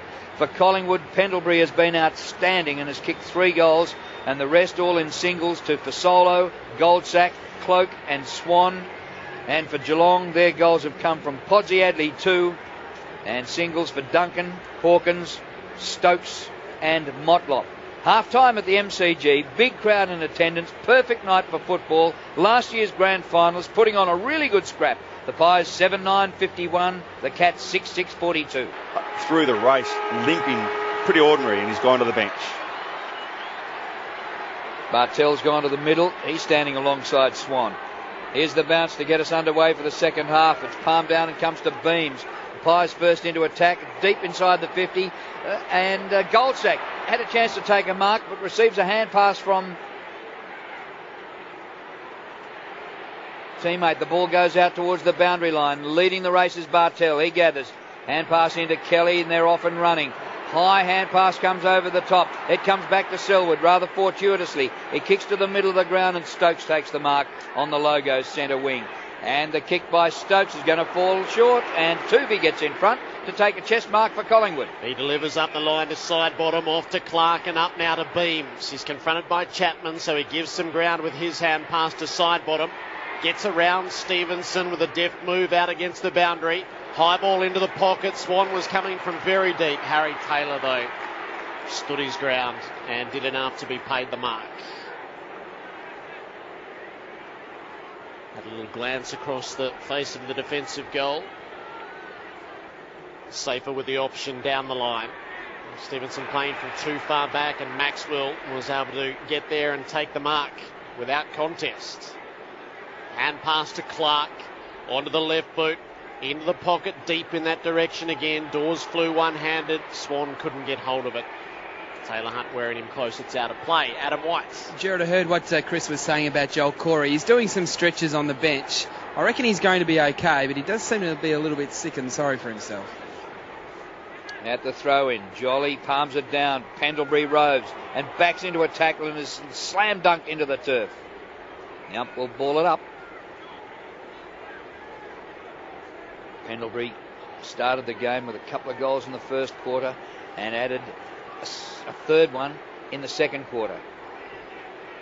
Here's the bounce. Stevenson and Jolly. Ball kicked up in the air. Jolly keeps going. Goalwards. Mackie there for the Cats. He gathers. Robbed of it by Blair. He's taken to ground. Spills to Chapman, who clears the area for the Cats.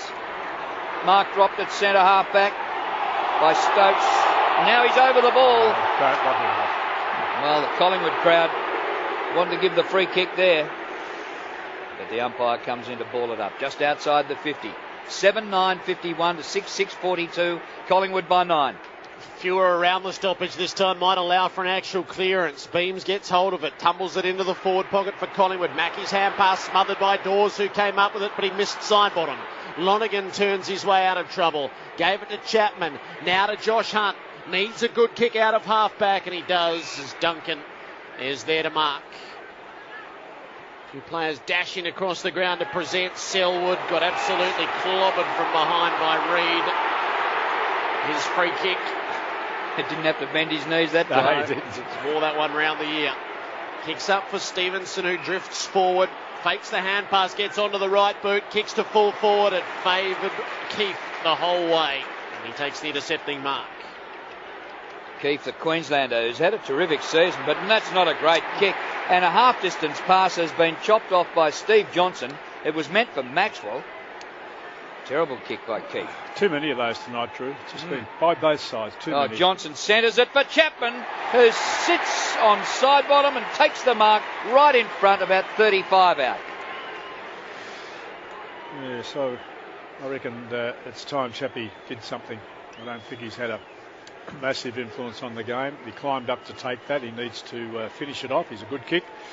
And they desperately need this one. Had the first one gone to Collingwood, and it went very close to doing so, it might have opened it up. This is a chance to even it up. Chapman should be kicking this.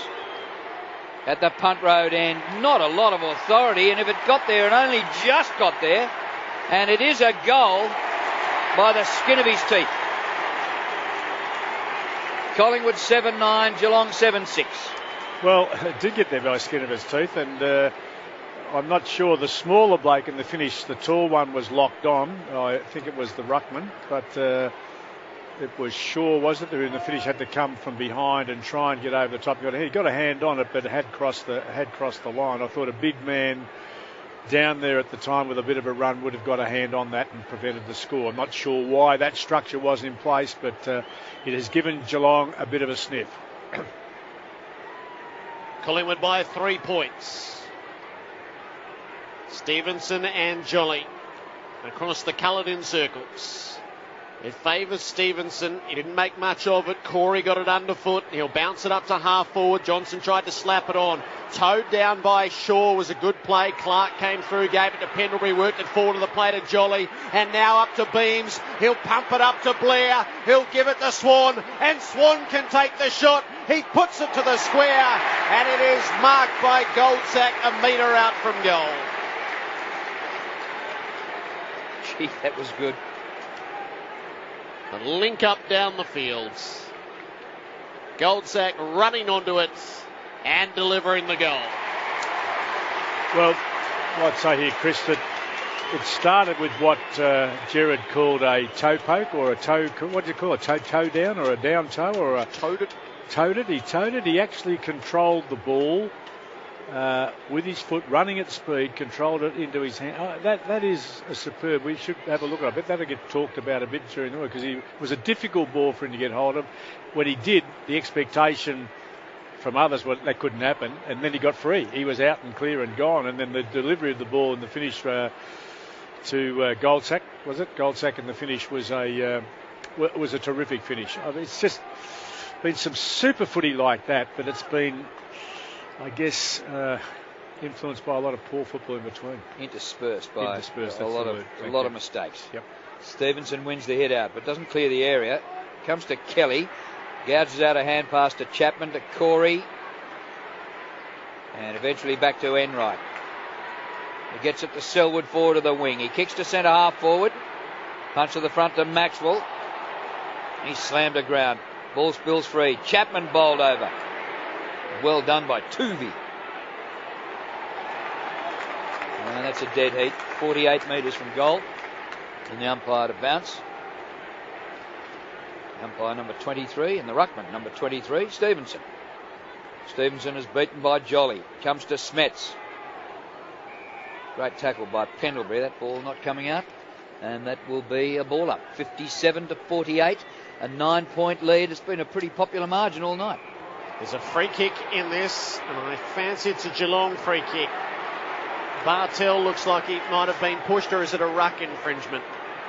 Stevenson will come up with it. So the mark is set 49 metres out from goal. Oren Stevenson is yet to score in his league career. You're lucky to make the distance, I reckon, too. Third game. How far does he kick it? From 53. He gives it all he's got. He's going to come up a couple of metres short. Gee, nearly beat the field. It bounced into the post. I'm honestly not sure that it was touched on the way through. Into the padding it goes. Collingwood by 8. At that age, you should know your limitations. At 29 years of age, you should know what you should be doing. He kicked it a bit better than Chapman kicked his. Chapman was a lot closer. Side bottom, hand passes over the top and puts Blair in the clear, just behind the wing, but now he runs into trouble. Hand pass back to side bottom, and has had a good night. Down the line he goes, and Cloak marks just inside the boundary line, forward of the wing. Great Southern stand side. Collingwood going to the city end in this third quarter. Cloak with a booming kick inside the 50. Stevenson's down there to punch away for the Cats. It comes to the front, side bottom in the play again, has a little bit of a fumble under pressure. Dawes has it, taken to ground by Chapman. And that will be a ball up just about on the 50. Collingwood in attack. They lead 8-9 to 7-7, and we've played 9 minutes of the third quarter on a perfect night for football in Melbourne. At the bounce, Jolly made good position with the body. Thomas out of the pack. It bounces up into the forward pocket for Collingwood. For Solo trying to release the hands. He dropped the ball. Duncan with a kick which didn't go far. Steve Johnson spilt it. It's to be had at ground level. Hand pass from Maxwell. Didn't get to Beams before everybody closed on him. And they'll all have a share of it as the umpire comes in to bounce. Stevie J's had a shocker. 45 out from the Collingwood goal. Was directly in front in terms of field position. Jolly knocked it down to Chapman though, and Chapman with a clearing kick out to the southern wing. It pitches back over the head of Keefe. Podsiadly trying. He'll have to turn tackler because Pendlebury beat him to it. Pendlebury stands in the tackle for some time. He releases the ball to Selwood, who's brought down. Hand pass to Corey, who went without it. Blair to Beams. Well played, Pendlebury. From the stoppage. Off to Pendlebury, who had a bounce. Gave it on to Dawes. Dawes back to Beams. Almost the shot. He clears himself to kick the full forward. Going back, Mackie made the spoil, but for Solo got the crumb. And he kicked the goal. In the arm wrestle, Collingwood just did enough. A fingertip here and a nudge on there. The lead is 14 points. 9-9-63 to 7-7-49. Well, it was a struggle to get it in, I must admit, and I felt sorry for Mackie because he was going back, got his hand and then thought he was going to be cleaned up and sort of sensed his body for that and put the ball down because he had it under control, and that gave a clear access for the goal that resulted from it. But it was it's a struggle football. It's a struggle game. There's not too much clear clarity about ball movement, but they made the best of a difficult situation.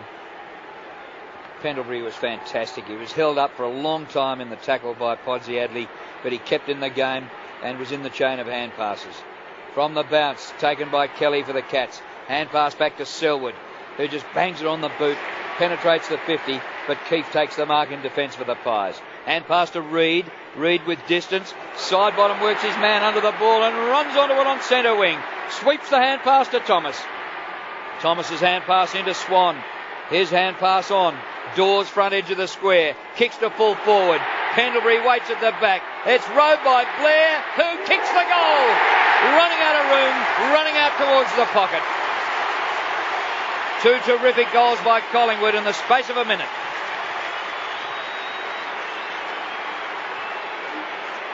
Pies 10-9-69 lead by 20. Cats 7-7-49.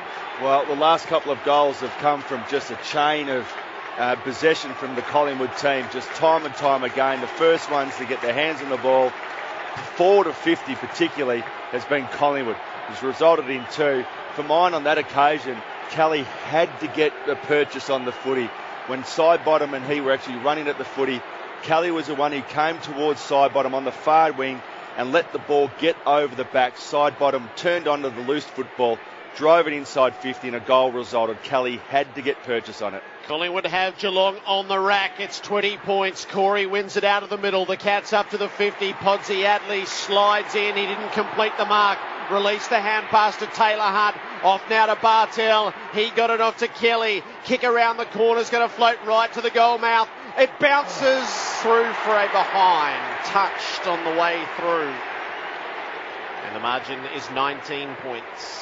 Well, they knew the next one, and that goes without saying. I think it might break it wide open now. They might kick 4 or 5 in a row. Geelong just have to get this next goal. O'Brien's kick in, finds Tooby in the back pocket, and his kick short of centre wing. Punch to the front to Clark. And the hand pass goes along the line, I think just bobbled over the line, and we get a throw in. I'm trying to see who it come from, because Selwood's been absolutely unbelievable in his pursuit of the ball. He just needs a couple of mates to help. West works his way to the front. It was going to be a Geelong free kick. Advantage taken by Kelly, who finds Selwood. Down the line he goes, and the mark's taken by Duncan. Close to the boundary line, 50 out. A bit going on there just off the mark. I think it's going to be Hawkins' free kick before the Duncan mark, Drew. Yep. Actually, that's an advantage to the Cats because Hawkins is closer to goal. He's further infield. Yeah, he was manhandled. Absolutely. Well, I don't know what Reed's complaining about, to be honest. He pretty much dragged the Guernsey off him. That's foolish booing because they were looking at the ball and didn't see what was happening off the ball. Hawkins from about 40 metres. Punt road end. Oh, he's missed it by a mile. Out of bounds on the full. He has been wasteful tonight. 1 goal 3 and that one out of bounds. Now, there's a conference going on here between goal, field and boundary umpire, and they're going to go upstairs to the video to see whether that's scored or not. I think that's what they're talking about. I haven't seen that. That's the first, isn't it, on whether it's out of bounds or a point. Well, that kick was side on to us, but it looked like it missed by a mile. We're getting a replay from behind. Yeah, it started on line for a point and swung away late. Well, you just got to let the goal umpire call those, surely. Well, no, but the boundary umpire called it, Drew. The boundary umpire was standing against the post and called said out of bounds. He was under the post. And so it's out of bounds. That's exactly right. I don't know how there can be any... I don't understand it, because he was standing under the post. It went above the post. It's not as if it hit the post. It was miles above. Whitey? I was going to say, if this is a behind, Heath Shaw's got a career when he finishes playing football, because he's convinced it's a behind. He wants to kick it back into play. I mean, with the depth perception of television, there's no possibility of knowing here. No. I mean, you can't tell when the ball went over the post or inside the post. This is not how the technology is of any use whatsoever. Well, you've got to trust David. You're right. You've got to trust the boundary umpire. He's standing under the post, looking up, and called it out. I mean, what's the debate? Who's getting involved? Was the goal umpire who got involved? This is know your own spot, son.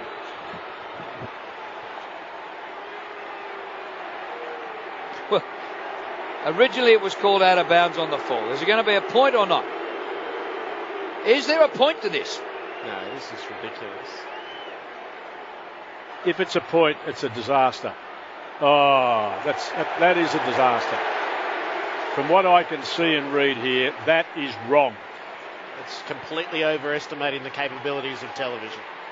Yeah, and ridiculous waste of the game's time. The Magpies have brought it in quickly. O'Brien marked the kick in. He went on to Sidebottom and Swan, and a huge leap up at half forward. Went unrewarded for Blair. He didn't quite bring it down, but they have got field position with it. Jolly works it around with Wellingham. Out the back to Sidebottom and now to Swan. Offloader as he kicked it. Ball to be won at the 50, punched away by Enright. Coming through is Josh Hunt, in tackles. Hand passed it back to Enright. Over the shoulder with the blind hand pass. Smets got his kick away.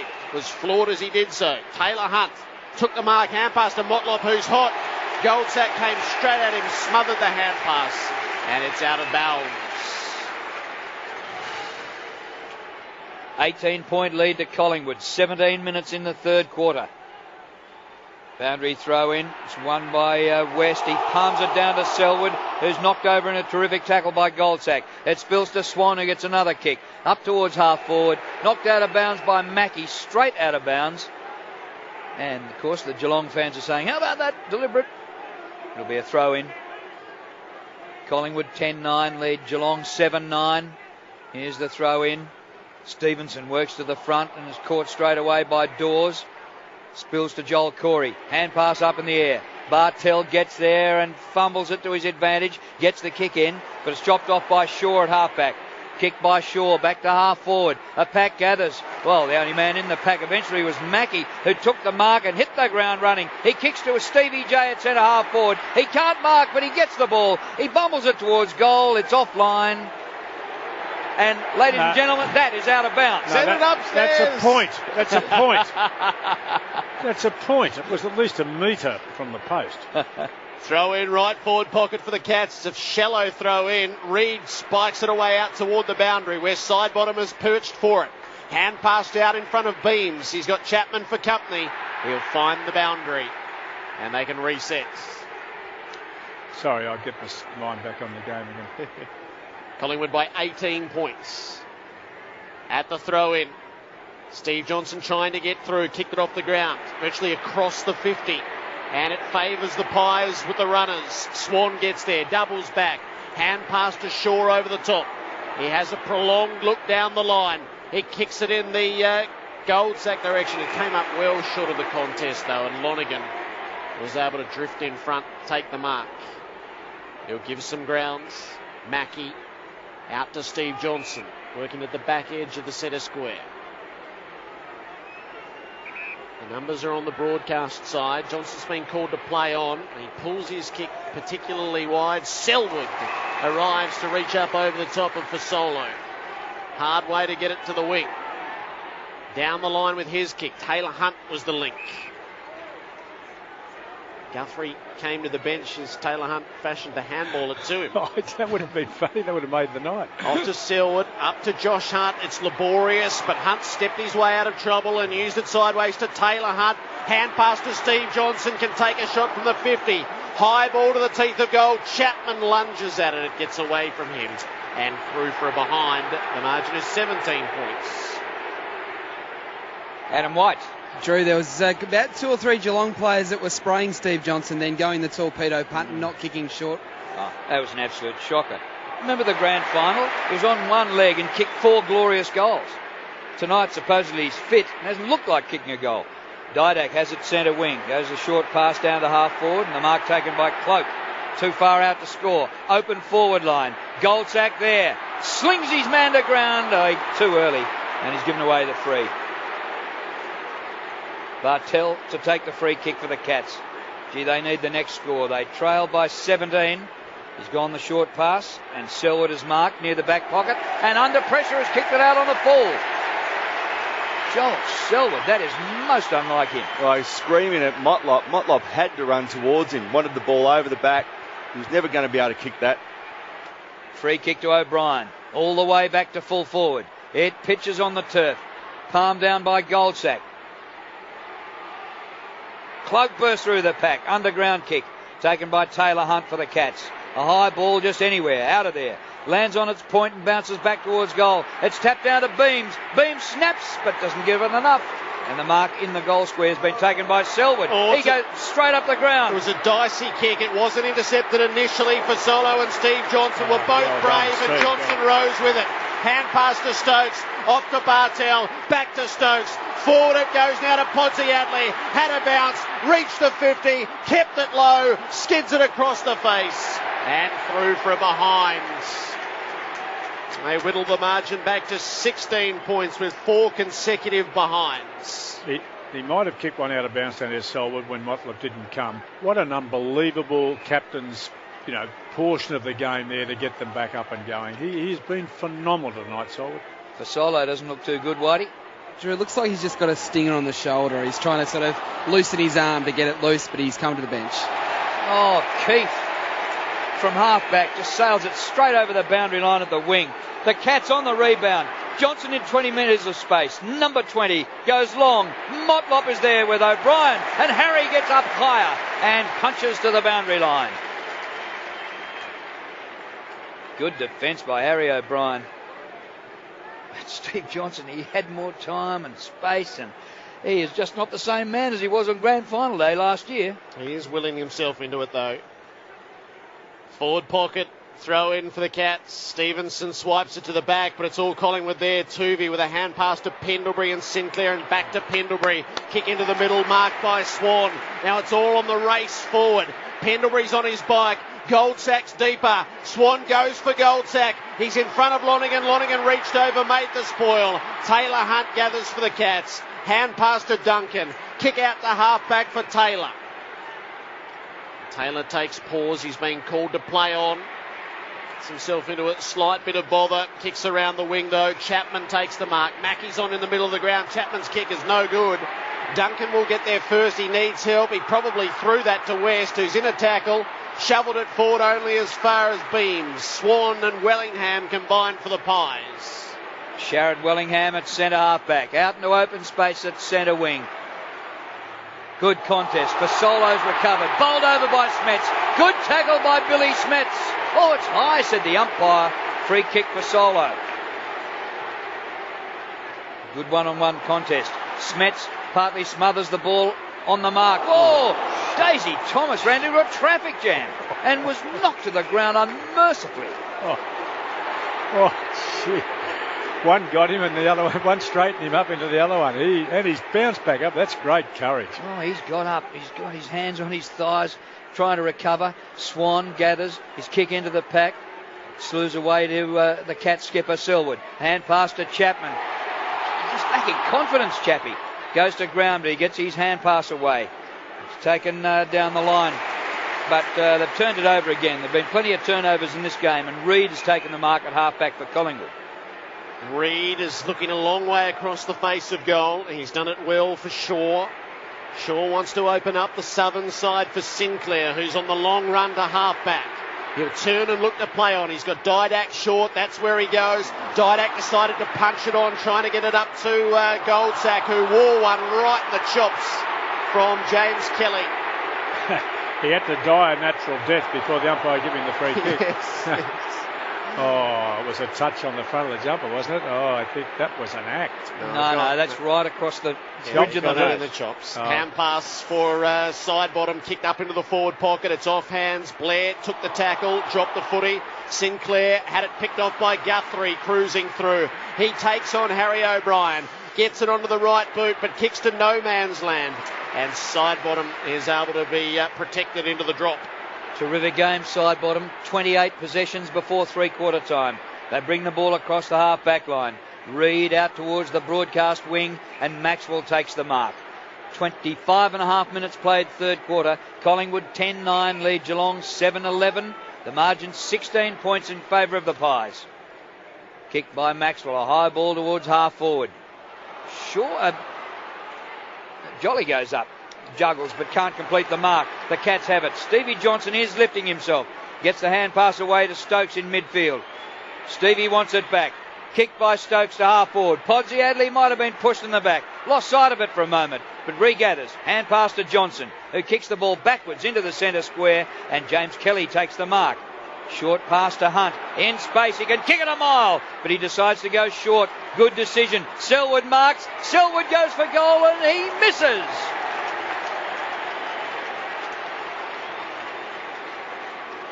You put him down for the goal every time.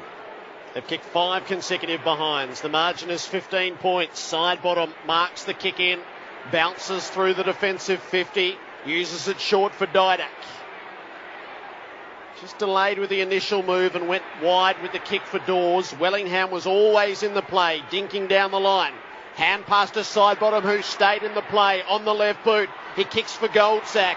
Hand pass to Didak from the boundary. You'd give him every hope. He takes the shot, and Bartel is goalkeeping. He's right on the last line, taking the mark as is his wants. And Stokes working back in defence, marks at half back. Johnson outnumbered 2-1 centre wing. Unrealistic jump at it. He's given away the free. Free kick taken by Marty Clark. All the way back to full forward. Jolly is there. Geelong hands to the ball, but roved underneath by Fasolo, who goes for the banana kick. Gee, it's a bit leery. And it's a behind. And, 2 goals, 2 to Fasolo. What do we see? The big ruck when Jolly's saying, son, there's the centre. Put it out there. Yes. 16-point ball game. Guthrie on the kick in. Hand passed over the top to Taylor Hunt and back to Guthrie. Long with the kick eventually. Corey had to go back with the flight and couldn't mark. Wellingham on the tidy up. Hand pass to Shaw. Gives it off to Maxwell. Tried for Wellingham. It was just behind him and he didn't quite pull it in. Wellingham ploughs on at ground level. He releases it well for Shaw. High ball inside the 50. Swan trundling up at it. It pitched in front of him and bounced over the top of him. Taylor Hunt took the tackle of Blair. He's playing for the boundary. He released the ball in the tackle somewhere and got a reprieve at least with a bounce. Adam White. Have a look at this, boys. Steve Johnson went off the ground for about 5 seconds limping. He's come back on and he's lurking in the forward line. No Collingwood play within about 100 metres. If the Cats get a clean break. Yep. He'll still have time to muck it up the way he's going. Rowed by Swan, who snaps for goal and bangs it into the post. Gee, that was good play by Swan. He looks nothing. He's got those stocky legs, but he's quick. So behind, 10-11, 71 to 7-12, 54. A 17-point lead here to the Pies. Chapman from midfield kicks it to Steve Johnson. Not quite 100 metres in the clear, but he takes the mark on Tuvey. He goes long to Podsiadly. Oh, but a good punch away by Reid, who came from nowhere. Well done, Ben Reid. Forcing the boundary throw in. 29 minutes played, third quarter. Left forward pocket for the Cats. Thrown in. Jolly worked it down to the front. Stokes is onto it. Hand pass didn't quite find Johnson. Tripped over. Beams gets it. Hand pass near Buckley, who's come on as the sub. He didn't do much with it. Neither could Stringer. Both subs involved in the play. Chapman sideways to Josh Hunt. Up to the 50 for Bartel. And he can take the deliberate shot at goal after the three-quarter time siren. No, he won't. He kicks it sideways. And it's Josh Hunt's ball at true centre-half forward after the siren. He can get this distance. He'd still rather Bartel had it on what we know as a clutch kicker. He wasn't to know, and there was no message coming his way. Angle better, but distance about the same, Jared? A bit further out. A little bit further out. Bartel. I reckon Bartel was closer in. Okay. Josh Hunt will cover the distance, but in terms of accuracy of kick, they all crowd in around him. It's like he's walking through an honour guard to take the shot at goal. Hope he doesn't do the left foot swing and he calls play on. Josh Hunt gives it everything from 55 metres out. It was touched on the way through and it comes up short. No score.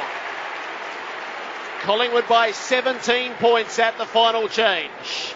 10-11, 71 to Geelong 7-12, 54. So the lead grew from 9 points to 17 in that term. Geelong 1-6 against Collingwood's 3-2. The goal kickers for the Pies, 3 for Pendlebury, 2 for Fasolo and Goldsack, with singles to Blair, Cloak and Swan. For Geelong, 2 to Podsiadly, 1 each to Duncan, Hawkins, Stokes, Motlop and Chapman. The final change, it's Collingwood by 17 points. Such a big tail at the bottom end. They've got to lift up and have a go if they're going to match the Collingwood desperation. It's Collingwood by 17 points. Start of the final term of Friday night footy. Up it goes in the middle. Jolly paddles it wide of the pack, but Kelly is onto it and he sends the Cats forward only as far as Tuvey though, who tidies up in defence with the intercepting mark, and he goes to release Swan. Propelled himself at it, didn't quite pull it in. Hand pass forward of the play though for Dawes. Gives it off to Sinclair. Kicked a half forward. It's cut off by Josh Hunt. He uses it up to West, who stumbles as he goes to play on it. Now he needs to get rid of it desperately. Hand passes out the side for Lonergan. Kick down the line. Podsiadly up into it. Couldn't quite take the mark. Shaw hand passed against the boundary. It trickled the wrong way on him and over. Might have been between Podsy's legs, actually. Throw in centre wing. Jolly wins and gets after it. Buckley for Collingwood, not Nathan, but Simon. The sub is on, and the ball's out of play, and we'll get a throw in. 71 plays 54. Pies led by 8 at quarter time, 9 at half time, and 17 at 3/4 time. And at the throw in, it's won by West. Comes down to Corey, who's pulled off the ball. Buckley's in fighting hard for the ball, and Pendlebury, who looks as though he's operating under some duress, but he loses it to Selwood, off to Stokes. Here come the Cats inside the 50, but Duncan went to ground. Stokes has a chance. Nearly lays the tackle. The ball comes to Sidebottom, who's had a night out. Up to Harry O'Brien. Sweeps the hand pass to Goldsack. Centre wing. He spins out of a would-be tackle beautifully. And the kick to half forward, and the mark's taken by Dawes, about 49 metres out from goal. Collingwood kicked 3 goals to 1 in the third quarter to just extend their lead out to 17 points, assisted by 5 successive behinds by the Cats. But if they get the first goal of this last quarter, they'll be pretty hard to run down. Dawes, not that far off centre, kicking towards the punt road end. Plenty of height. He's got the distance as well, and the accuracy. Great goal.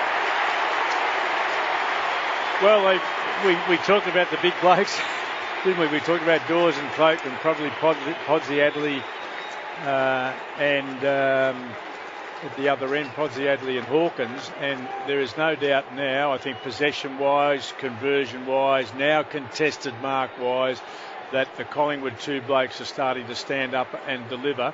I think we'll talk about the midfield after, where we think the game would be probably won or lost. Contested possessions just been rising up until Geelong got that segment that you talked about, but Collingwood are still significantly in front in that area too. So marking forwards, contested possession, Collingwood's favour, so's the scoreboard. This is the biggest lead of the night at 23 points for Collingwood. Jolly down to Pendlebury. Didn't quite gather it. Blair did. Hand pass to Beams. Kick to half forward. Enright knocked it down but didn't collect. Sinclair did. Hand pass to Sidebottom. Up to the 50 for Collingwood. Cloak! Hit it hard. Jumped the pack. Pulls it down, and from outside 50 could take the long range shot at a closer. There's the other half of the partnership. He'll give it everything he's got. Wide out on the right. Cloak sends it goalward. It's got a good line about it. It didn't quite have the legs. And at the last, it's touched through for a behind. 4 goals neats the Collingwood lead. Well, until that goal by Dawes, I was reminded of the round 2 game when Geelong beat Hawthorn. And at 3/4 time in that game, the Hawks led by 18. Tonight, Pies led by 17. And in that game, the Cats came over the top and won by 2 points. But, gee whiz, Collingwood have got the first goal of the last quarter. A free kick to the Cats just behind the wing. Taken quickly by Taylor, but he's given it up, and the mark to Reid of Collingwood. Goes across the half-back line and finds Shaw. 4.5 minutes played in the last quarter. Shaw goes further back to full-back to Keith. Kicks it out towards the great southern stand half-back flank, where the mark's taken by Sidebottom. He has played a game tonight. Up to O'Brien. Sidebottom, 33 possessions. And he comes up for another one.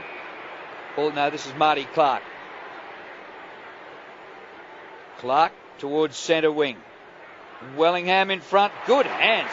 Terrific mark under pressure from Enright. Fires out the hand pass. Here's Sidebottom again. He kicks to half forward. Cloak pushes, takes the mark, gets away with Blue Murder, and quickly goes for goal and hooks it out of bounds on the full. You called it, was Blue Murder. Well, Daisy Thomas was in the pocket. Oh, best part of 30 metres clear. Just didn't see him in front of him. Dawes was on as well. Lonergan charged with the task at the restarts. From against the behind post. He gets under a high ball outside the 50. Spoils were made and it came underfoot. Pendlebury shoveled it forward. Cut off by Enright, but he fumbled it back into the pack. Buckley had an air swing at it. Towed out by Pendlebury. Wide of the pack. Wellingham gets hold of it off to side bottom. Low ball into the pocket. It beat Cloak. Stringer gets there for the Cats. He's dragged off his kick and it floats near goal. Kelly to Mackie. Quick hands required. Chapman away from the danger for Lonergan. There was a free kick in that to Chapman. And they won't worry about the advantage. He nearly got it taken off him. He went over and cracked Daisy. He'd already got the free kick, left the ball behind, went over and cracked Daisy in front of the umpire. Through one. Just stupid. Kick by Chappie up towards the centre of the ground. Podsy Adley from behind. Throw by Buckley. It comes to Shaw. I think he nearly kicked it to himself about 15 metres. He follows up and he does get it again. But it's dispossessed in the tackle, front edge of the square. Cats working hard to stay in this game. Stokes the hand pass out. Comes to Stevenson. The big Buckman does a 360 and kicks up towards half forward. Ball's knocked on by Tomahawk. Gets rid of O'Brien. He hasn't got it. Play on. Bartell gathers. Kicks to the goal square. Duncan runs onto it and kicks the goal. His second. Not sure there wasn't a free kick back here in midfield, but that does keep the Cats close enough. Collingwood 11-12-78. Geelong 8-12-60. Well, it needed someone with a cool head to be able to actually gather the ball in traffic.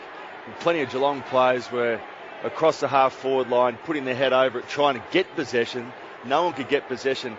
And that man, Jimmy Bartell, put his head over it, looked up. He could have actually handballed short, but he's got such great peripheral vision. He looked up and there was Duncan running into an open goal. It was a great decision, and it put him in to an easy running shot. Collingwood by 3 goals. 7.5 minutes played of the final term here on Grandstand AFL. Bounced back in the middle. Stevenson got his hands to it. Bartell, his kick was smothered. It ricocheted the wrong way. Fasolo hacked it off the ground. It goes further out the southern wing. Wellingham leads the race. Enright goes with him. Enright tackles Wellingham, who releases the ball to Blair. Knocked off his kick, which will land up near the 50. Cloak pushes Mackie. He's pushing everyone who comes near him, and the Cloak is penalised this time, and a 50-metre penalty to boot. On abuse, was it? Because he got away with the previous one, and that was just as blatant. The umpire picked it up, and he's obviously got, because the umpire didn't freak in the first time, he's gobbed him for the second one. Mackie goes deep inside the 50, poor kick, and Reid, who's having a really good night in defence, gets back to take the mark. Brave, very brave. Whitey, is Swan in trouble? Is he off the ground? I'm not sure about Swan from where I can see. I know Scott Pendlebury's just had more attention to that calf injury. He's taken the strapping off. He's about to come back on. I'll have a look for Swan. I fancy Swanee's off the ground, and if you can't see him, he might have even gone down below. Pendlebury gathers at centre wing just off the bench. Gets the hand pass to Sinclair. He kicks towards the 50. Cloak caught behind, and Taylor takes the mark. Just in regards to Swan, he certainly went off the ground clutching his hamstring. Whether it was actually a knock, but he certainly went off holding it. I suspect he might be done. Here come the Cats down the corridor, and West takes the mark at centre half forward. He dodges and weaves. He gets it away. It's taken by Hunt. Fires out the hand pass wide. Hand pass comes into Hawkins, who goes for goal and has kicked it at the city end. The Cats still alive. Hawkins gets his second. That's 2 in a row for the Cats. Well, you saw it coming, Chris. I'll bow my judgment to yours. You sensed and smelt it during the third quarter. I couldn't see it, I must admit. I thought Collingwood were home and hosed. Just out of sheer will, I reckon it's coming. And some good football on the end of it, but they just haven't given in. The Cat supporters would be pretty proud. They'll want them to get up from here if they get the run on, but I think even in defeat, they would think this group has come. Given what it has to come, they've got some old heads that aren't playing quite as well as they used to, and so young blokes haven't come up, but they're having a red-hot go. 10 minutes into the final term, it's Collingwood by 2 goals. Dawes is in the ruck against Stevenson, who wins the tap to Chapman. He overran it. It's still to be won, and it bobbles through a few. Pack forms, Bartell's underneath it. Had it stolen by Beams, who rankles a kick up to half forward. Mackey went to ground against Goldsack. The next pack forms. Oh, he the can't. umpire into bounce. Can't believe he didn't get free. You can call that as bias, but that was a free kick to Mackey as well.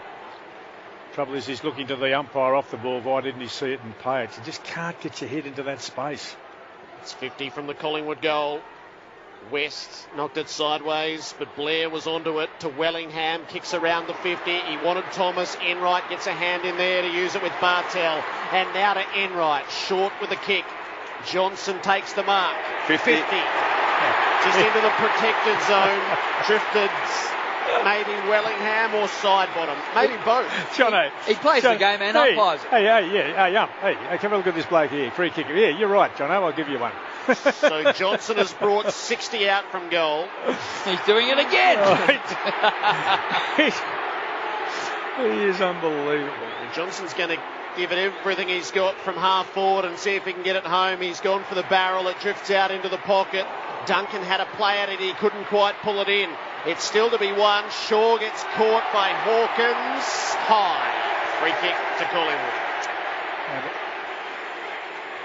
I don't think Duncan will like having a look at that again. No. He should have taken that one.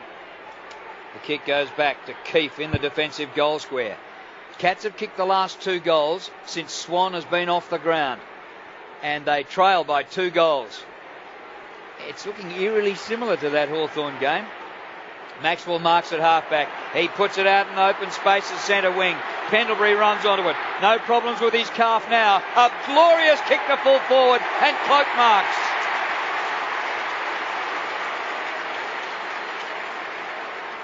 Oh, Scott Pendlebury. What a dream player. Well, will this seal it? Probably too early to, but 12 and a half minutes into the last quarter. How do you Cloak get freed up from... He's got a swarmer, hasn't he? He's got Hunt or somebody on the mark. Yeah, Taylor's on the bench. Taylor's on the bench. Bad time to have Taylor on the bench.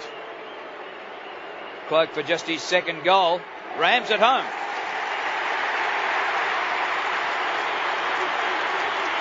Back out to a 3-goal lead. 13-12 to 9-12. 12-12 to 9-12. Well, Lonergan and Mackey were out there. I just don't see how Cloak could get on his own like that and ended up having Josh Hunt, I think, as his opponent. It was never going to be on. Adam White. Now, Drew, the physio has emerged from the tunnel. There is a medical room underneath the benches where players can get assessed. The physio's come out, but Swan hasn't. So Collingwood's still working with 2 rotations on the bench only. I'd say he's done and dusted for the night. Collingwood by 18 points. Just beyond the 13-minute mark of the final term. Jolly and West. Jolly the tap, but straight down to Corey. The Cats go back inside the 50. A bouncing ball beautifully gathered by Reid, who's exercising all his demons. A perfect kick out to the southern wing for Shaw. He's been called to play on. Has Sinclair 20 metres further afield. Hand pass to Pendlebury going by. Changes direction. Kicks to full forward. Guthrie and Goldsack. Free kick, Guthrie. Advantage is paid. Mackey kicks into the middle. Hawkins had a stumble but still rose to mark. Podsy Adley's 30 further afield. He marks. Too far out to score. He drags his kick inside the 50. Springer took the contact. He was offloaded. Hand pass to Bartel. Kicks around the body. A behind. Collingwood by 17. That was the margin at 3/4 time. We've used up 14 and a half minutes to get back here. Crowd posted at 75,650. Last year's grand finalists in action. The kick in outside the 50, where it's taken by Hunt. Short pass, no mark. Crumbs gathered by Keefe. Mark to Enright in midfield. Squares the ball into Stringer, who kicks towards full forward. Punch to the front. And Collingwood get out of it. Hand pass to Blair, but his hand pass goes to Hawkins. His hand pass up to Stokes, who's tackled high, and a free kick to Stokes. 45 metres from goal against Nick Maxwell. Poor old Stokes, he had it given to him. He didn't want it, wasn't in the best position. As soon as he got it, he was absolutely swallowed, and certainly correct decision. High, without a duck or anything else, it was high. So Matthew Stokes kicking from just about 50 metres out at the city end. Margin currently 17. The kick's good. Perfect. His second goal. And still a chance for the Cats. As it's 12-12-84 to 10-13-73. Adam White. Now, Drew, just at the moment, Collingwood is down to one rotation on the bench because Ben Reid is the latest player to go down the tunnel with the physio. Now, you couldn't tell what it was, but his body language is any indication, it didn't look good. Well, I don't know what's down in that area down there, but no one comes out of it. It's like the black hole. Swan and now Reid. They'll have no one on the field by the end of the game. But, gee, I tell you, it's 11 points. They haven't done a lot right over the course of this game, Geelong. Collingwood should be well in front, 11 points behind. Bounce was outside the circles, allowed to go on. Stevenson to Selwood, kick to full forward. They all wrestle. It clears the first line. West, it's still rolling goalward. Oh, it's touched into the post by Maxwell, who threw himself at it. Not for the first time, a ball that just went on and on and on and threatened. It's Collingwood by 10. Shaw dangerously kicks up the ground. He was looking for Marty Clark, but it was knocked away by Hawkins, who gave the hand pass away. And Joel Corey had a shot for goal from in front and 30 metres out, and he missed it. Gee, you can feel the energy here. Yes. The energy of the Geelong and their supporters is rising. A lot of nervous Collingwood supporters. Shaw looking for a safe option on the kick-in. He decides he's the best one, has a bounce and boots it well outside the 50. Jolly's his target. Stevenson makes the spoil. Pies have the numbers at the crumb though. Maxwell to side bottom, who lost it. Chapman works it around to Stokes inside the 50. West drifts into the hole and takes the mark, 35 from goal. Oh, they're under siege, the Pies, aren't they? They are under siege, and it is significant. If you can't access 2 or 3 players at this stage, finding the legs to do the job if the opposition are in reasonable shape there makes it significantly more difficult. So to get a roll, get this one, and the momentum goes with them. They've got to score. This is the kind of shot which they've missed during the night that will put them in good position. Trent West hasn't kicked a goal yet this season. From 40 out directly in front, he still hasn't kicked a goal this season. The Cats string up consecutive behinds again. They're down by 8.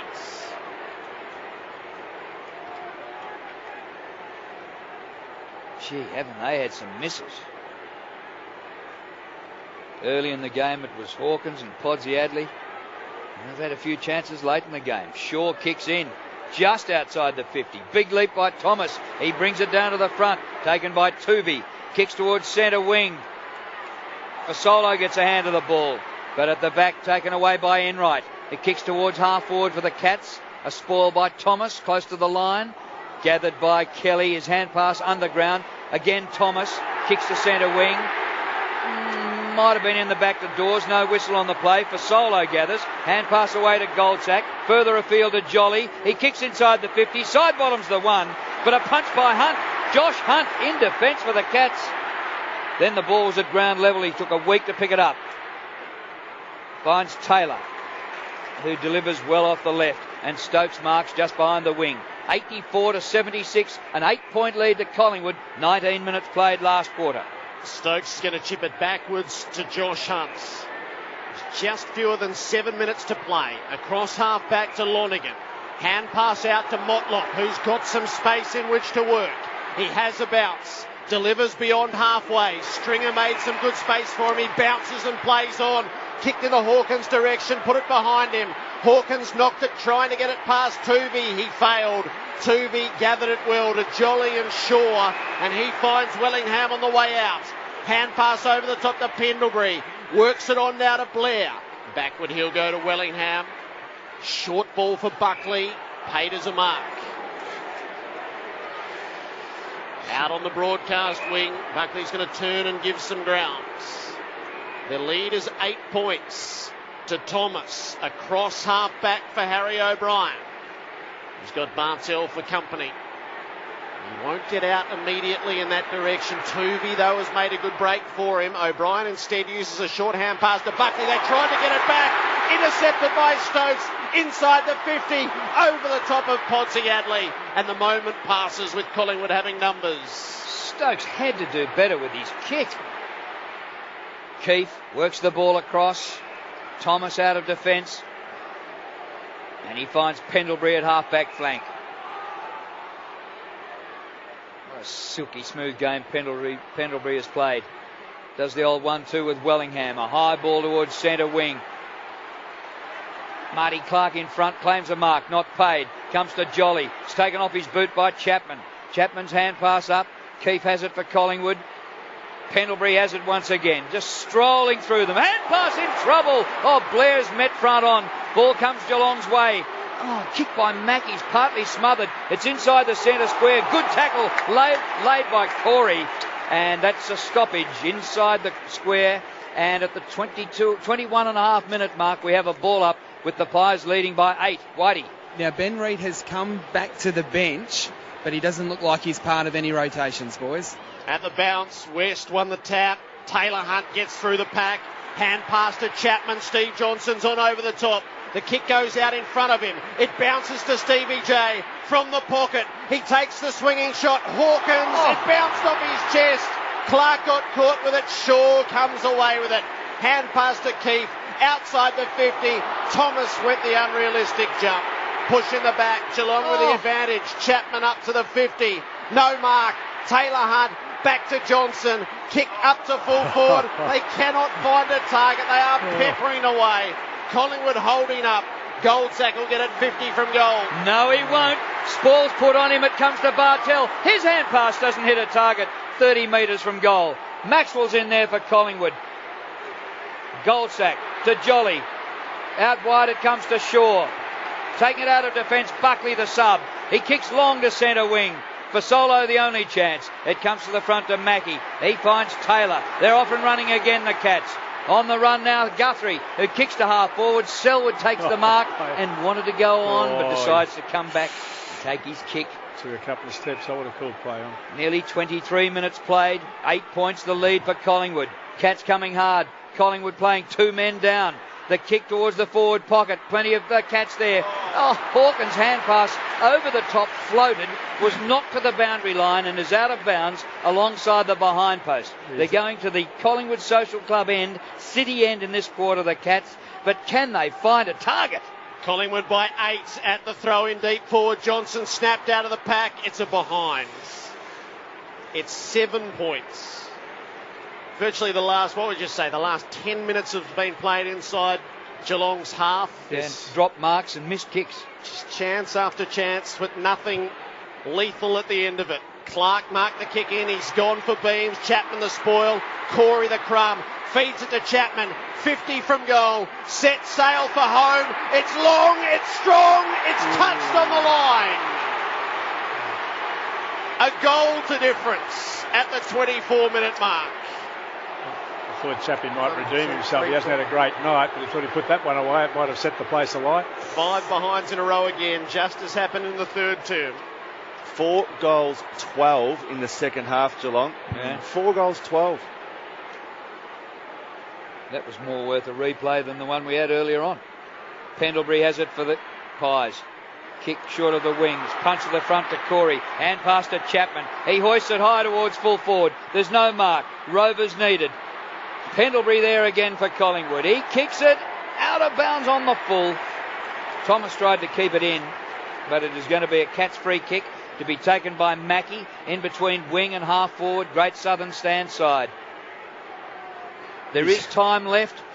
Mackie's claiming that our number 13 from Collingwood, Thomas, threw it over the fence and threw it away. 50 metres, he's saying. He threw that away. And I think he might have too. 36 players in one half of the ground. Mackie takes the free kick for the Cats. Long to full forward. Jolly in front, can't take the mark. Oh, he was held, says the umpire. Free kick to Joel.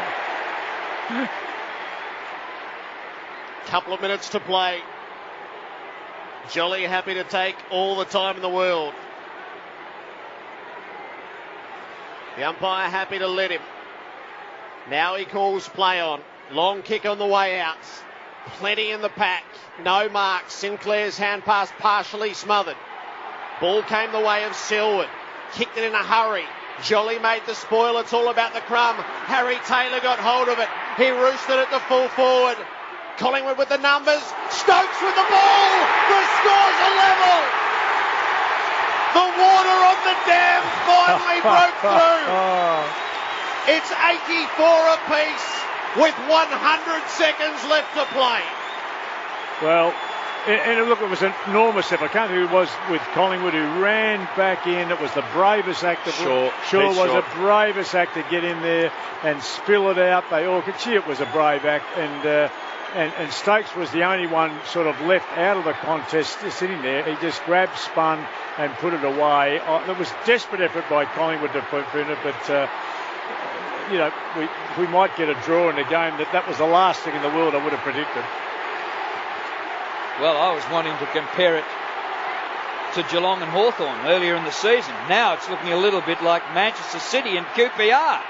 They've done all the attacking in the last quarter, the Cats, and finally they've got level, and if they do a Manchester City, they'll get another one and win the game. Poor old Matt Stevic, in the very magic moment of the game, he put it up on an angle. He won't sleep for a week. So he throws it up after the first bounce went astray. Pendlebury throws himself at the ball, but he can't force it in there. Selwood gouges it out. He gets it to Enright, who kicks to centre half forward. Shaw puts on a good spoil. It comes to Clark. He kicks out to the broadcast wing. Simon Buckley leads the race for the Pies. He gets there first. Hand pass to Sinclair. Short pass is not bad to half forward. Fasolo takes the mark and wanted to play. Oh, it's 50. 50 against Josh Hunt. And it might decide the game.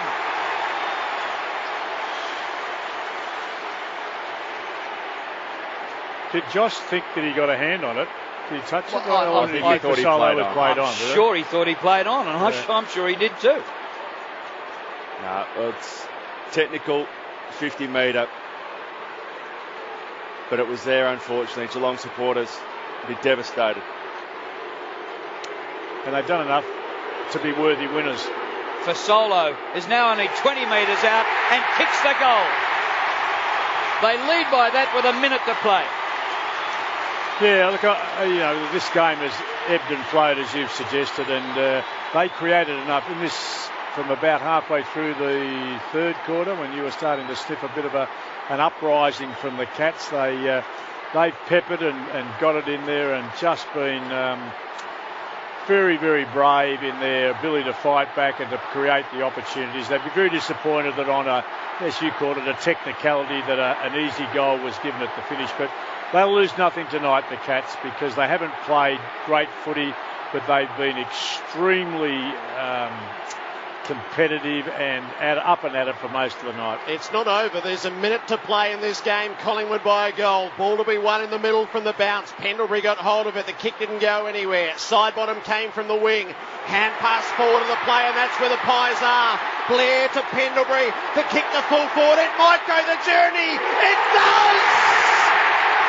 Pendlebury with his fourth. He makes it safe now.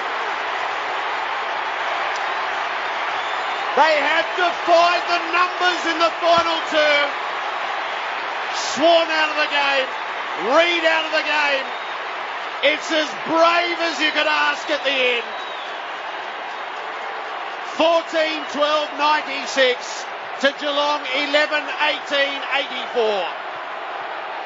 Well, they've flipped the game on its head, really, in the last minute of the game to kick the 2 goals. And you called Manchester City perhaps being the Geelong. Well, unfortunately for Geelong supporters, it's the black and white. What a finish. How good has Pendlebury been in the last quarter? Injured at 3/4 time, receiving treatment. He's finished the game like a train. Side bottom loses it in the middle. Selwood for the Cats. All the way to full forward. Is there another goal in it? Chapman is there. He backs out of the pack but comes out without the ball. Now he's over it. And the umpire will bounce. Seconds remaining in the game. And it's 2 goals the margin to the Pies. They've turned it around and beaten the Cats at last. The bounce, won by West. Clogged up again. The umpire will be forced to bounce one more. Collingwood will get their 6th win of the season. And Geelong, in all sorts of trouble, will be 4-4. From the pack.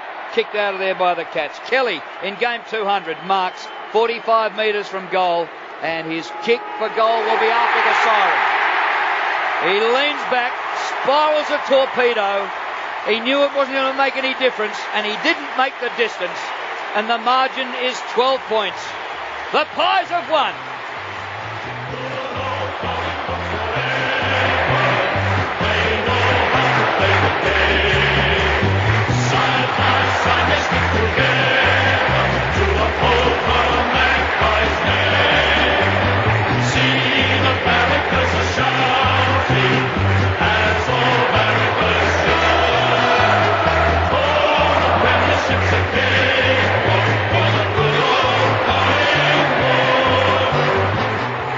Final scores: Collingwood 14-12-96 have defeated Geelong 11-18-84 in front of 75,650. They led at every change, the Pies, by 8, by 9, by 17. They were challenged in the last quarter and they won by 12. After half time, the Cats kicked 5 goals, 12.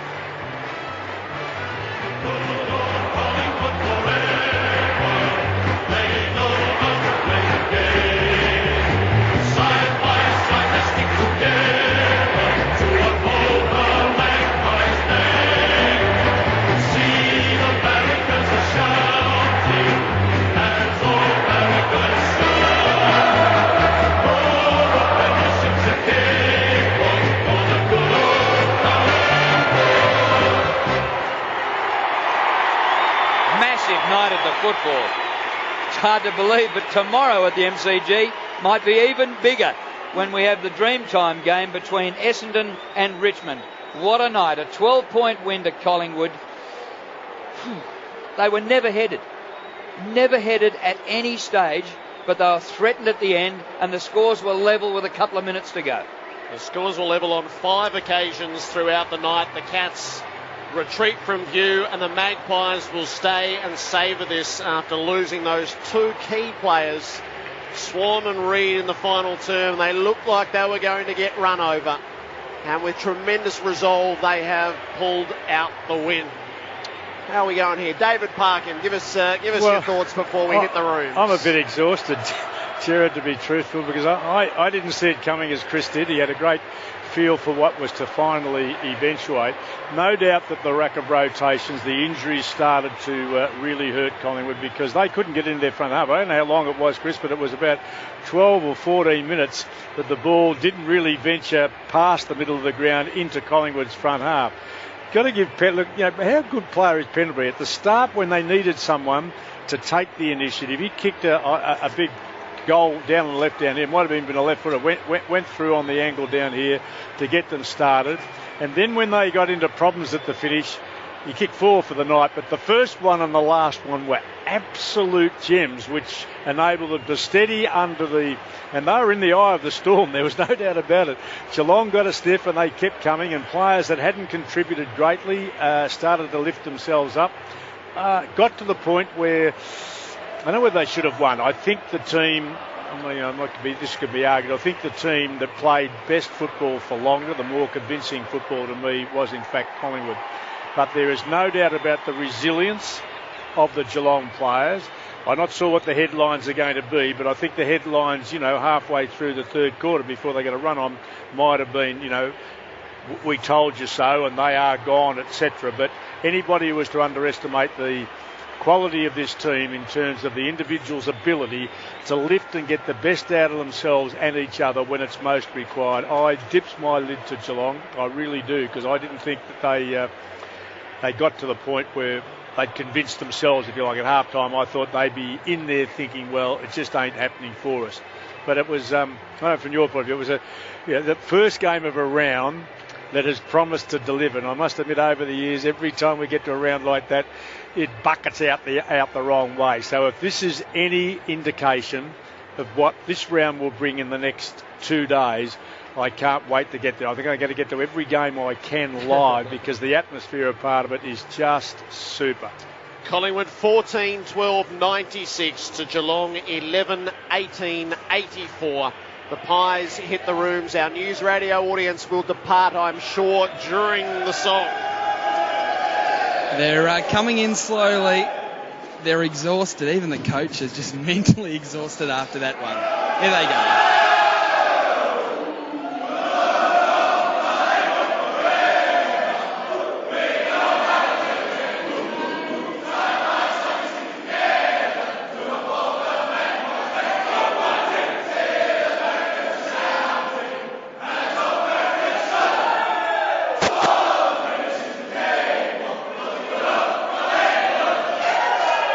There's the song, boys, and I tell you what, that noise at ground level in the last 2 minutes, that bettered Anzac Day.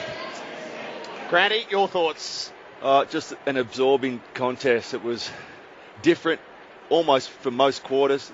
The first, second, third and fourth all had different moments in the game that changed it in all different angles. And there was some superb performances over the course of the night too. I think for the Collingwood team, Sidebottom was outstanding. I think Pendlebury, the fact that he did come on after what we thought was some type of calf injury, it must be more like a knock to the calf if he did come back on, because if there was any concern about a strain, Pendlebury would not have come back onto the ground. He was outstanding. He kicked the 4 goals, but he just had a hand in so much of their good play. And Dane Beams, his consistency now running through the middle of the ground, he's just added something different to the Collingwood midfield. He has really come of age as a midfielder throughout the competition over the first 8 weeks of this season. And Joel Selwood, the skipper's game, he dragged them towards victory. They didn't get there, but he did drag them that way. He's had 36 possessions and 20 contested possessions, 11 inside 50s. And probably the only other player that really stands out in mind as far as turning the tide back perhaps the Geelong way was Stephen Johnson's last 10 minutes in the third quarter. I thought it was significant because they needed someone post or forward of the centre to actually really spark them, really give them something, not necessarily to kick the goals, but to look like that he was going to be able to set it up. And I thought Stephen Johnson's 10 minutes in that third quarter really did give them the impetus at 3-quarter time. A great contest. It was everything we wanted. Were there skill errors? Yes. But their effort for both teams was of the highest order. It was just a fantastic contest. We walk away from a Friday night game with just 2 champion teams, and there's no doubt at all that the Geelong supporters will drive home to Geelong or in Melbourne, wherever you might be going to, and just the value for money that you get from your team, it is just outstanding. Collingwood, well, they're doing things differently, but it's starting to work. There's no doubt that there's avenues and things within the Collingwood outfit that are really starting to actually play their part. They turn now at 6 and 2 at round 8, and it's certainly a good start considering the amount of focus that they had on their football club in the first months of the season. It's only in September where you see 2 teams as spent as they were at the finish. But the moment of the final siren, because there was so much hanging on the last 4 or 5 minutes of play, no one was allowed any respite, and one team couldn't rotate. The other were doing their best to just lift another inch, and they got better and better and better at Geelong. I admire them enormously because I couldn't see in 2.5 quarters that they had enough good players going, that they were convincing in their ball movement, that they were confident about their capacity to grab a ball, and that's probably what cost them the finish. Podsiadly and Hawkins weren't able to grab some big moments. When you think of that mark that Hawkins got clean up at the finish and it bounced straight off his chest back into play, that sort of thing happened too often, and whilst I don't think the other two were great, Cloak and Dawes as a partnership would have got a lot more of the ball and made a lot more damage for the entries that they were able to get hold of. So yeah, a bit to learn out of this. I think Geelong will be licking their wounds. They got Western Bulldogs, I think. They've got Western Bulldogs and then a bit of respite with GWS, and then have Carlton before the bye. So it hasn't been an easy road for them, and it's not getting all that much easier. And I've got a couple of oldies. I think Chappie got back into the game a bit, but he wasn't contributing in his normal fashion in the first half. Hunt the same. Josh Hunt down the back. Josh doesn't look like he's playing with the same confidence and freedom. So they've got a few that are at the top end that just aren't playing with the vitality and confidence and effect that they have over a long period of time. And that's what happens with teams like that. I lined up the midfield in the finish when we chose, you and I, we chose the 8 blokes who are going to play through the midfield. And in terms of just straight out disposals, and that's unfair really because it doesn't talk about quality, etc. But in the finish, the 8 top Geelong blokes had 178 and the top 8 Collingwood blokes had 192. Not great, but I think a little significant difference in the engine room that we thought might be the difference. Well, that little stat there might say that is an indication of the control that Collingwood had for longer than Geelong. I think perhaps one of the real key points of the second half, Geelong's kicked 5 goals, 12. That's 19 scoring shots in the second half. And that really started, I guess, halfway through that third quarter. 5 goals, 12.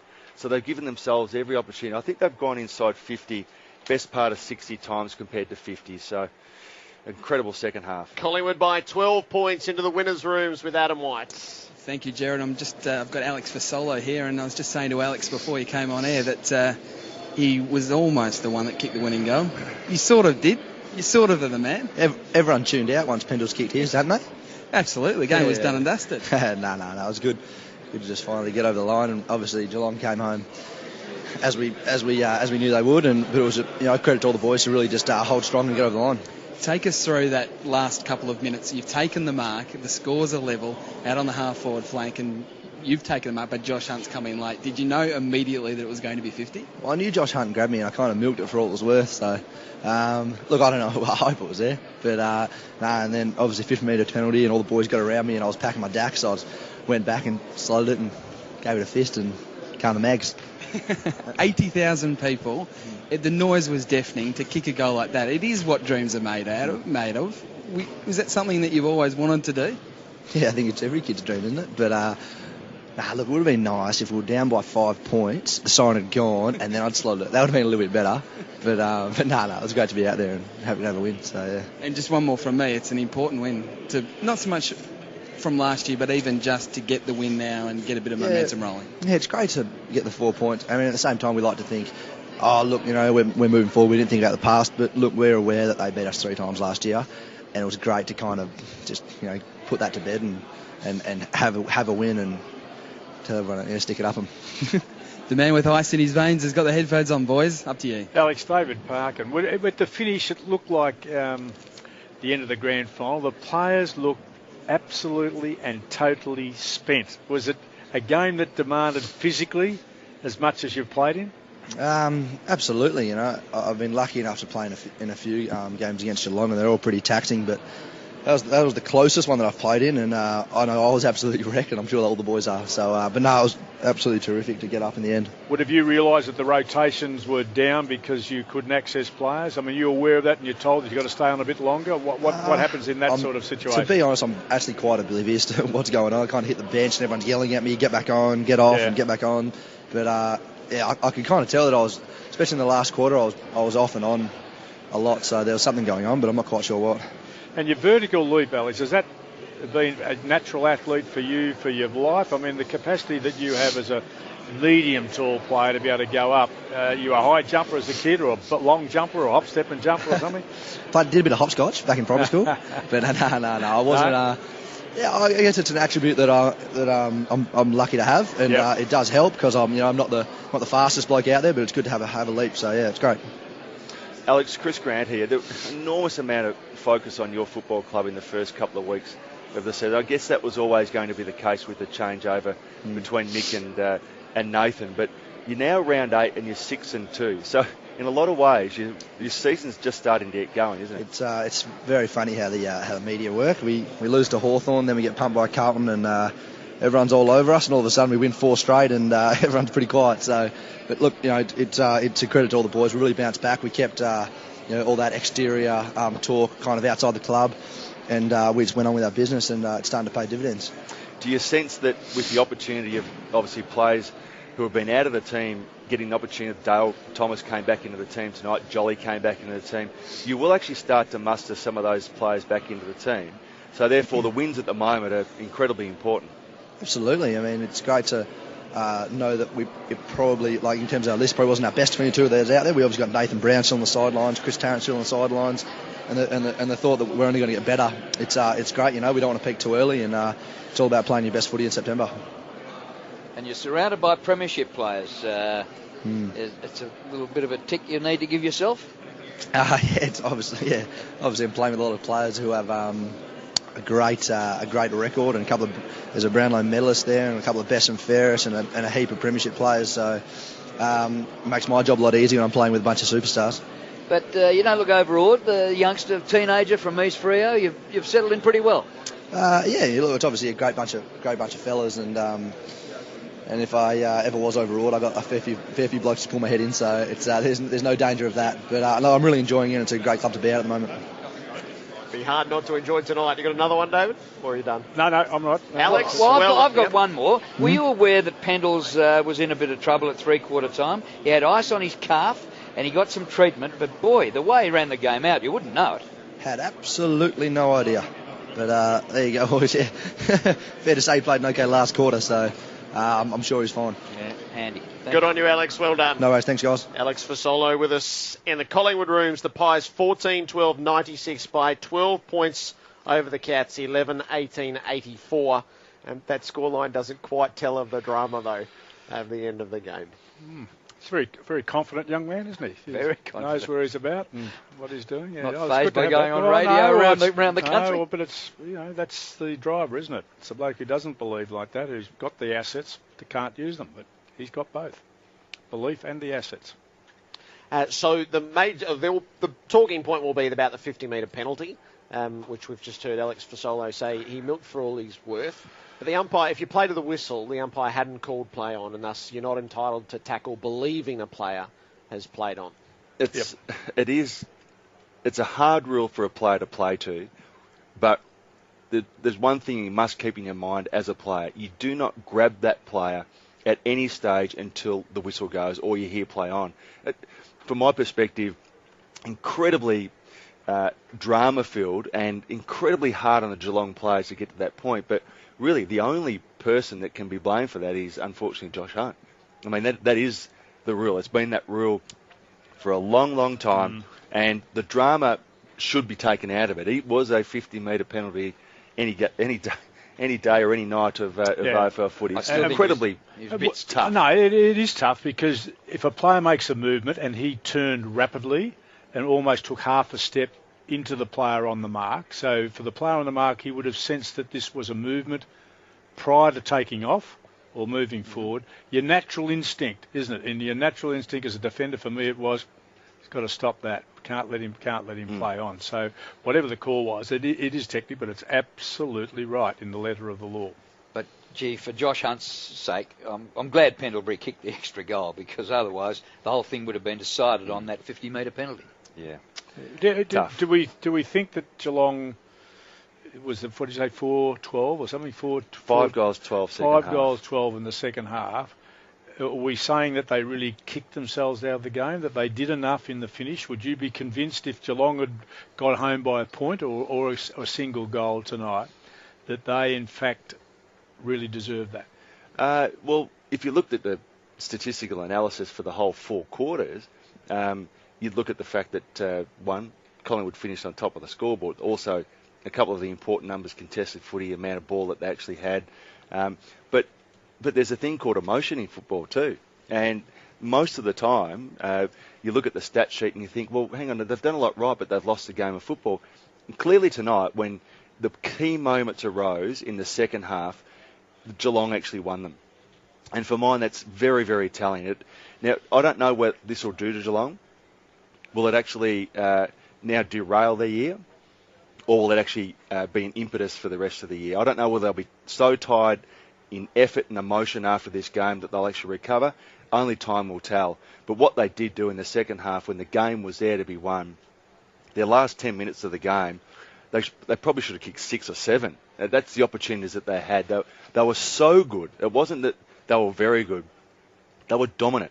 That ball did not come out of that forward half in the last 10 minutes of the game, other than when Fazolo got the 50 and Pendlebury kicked that running goal straight after. So from that perspective, the total dominance from the Geelong team in that last 10 minutes was a very telling factor for their psyche. They've had those 2 runs of 5 consecutive behinds in both the third and the final term. And actually, it was the field position of them scoring the goal that was the only time Collingwood looked likely to get it out, was when the ball came back to the middle and they won both centre clearances and kicked 2 goals. And if you look at the actual scoring shots, you see 5 goals, 12. But how many times did they kick in the last 3 to 4 minutes of the game when they had total dominance, when the ball just kept getting thrust time and time again back into the Collingwood defensive 50? They actually missed targets as well. So you add all of those factors into the last 10 minutes of the game. It was a totally dominant performance by the Geelong team. But if you look at the whole 4-quarter performance, yes, you're right, up until that point in time, Collingwood were doing enough to win. Chris, I was really asking the question because I wasn't too sure. And I was sort of willing Geelong because I guess for everybody's sake, when you've got the old hand up there and they've been publicly, not so much humiliated, but publicly asked the question whether they still have the capacity. They answered the question that didn't win the game, but they answered the question that everybody who wasn't Geelong or was Geelong was wanting to know, is this team done in terms of its capacity? And you're asking the question now, well, was this the last effort? Is this going to affect them even more, that they did get to the point where they could have won the game but didn't? That disappointment, what we're going to do, what happens after the rest of the weekend, this will be the most disappointed team in the competition, will be Geelong, who were on their knees, got back, got to level the scores, and you're right, Gerard, the 2 opportunities that Collingwood had came directly from centre bounces.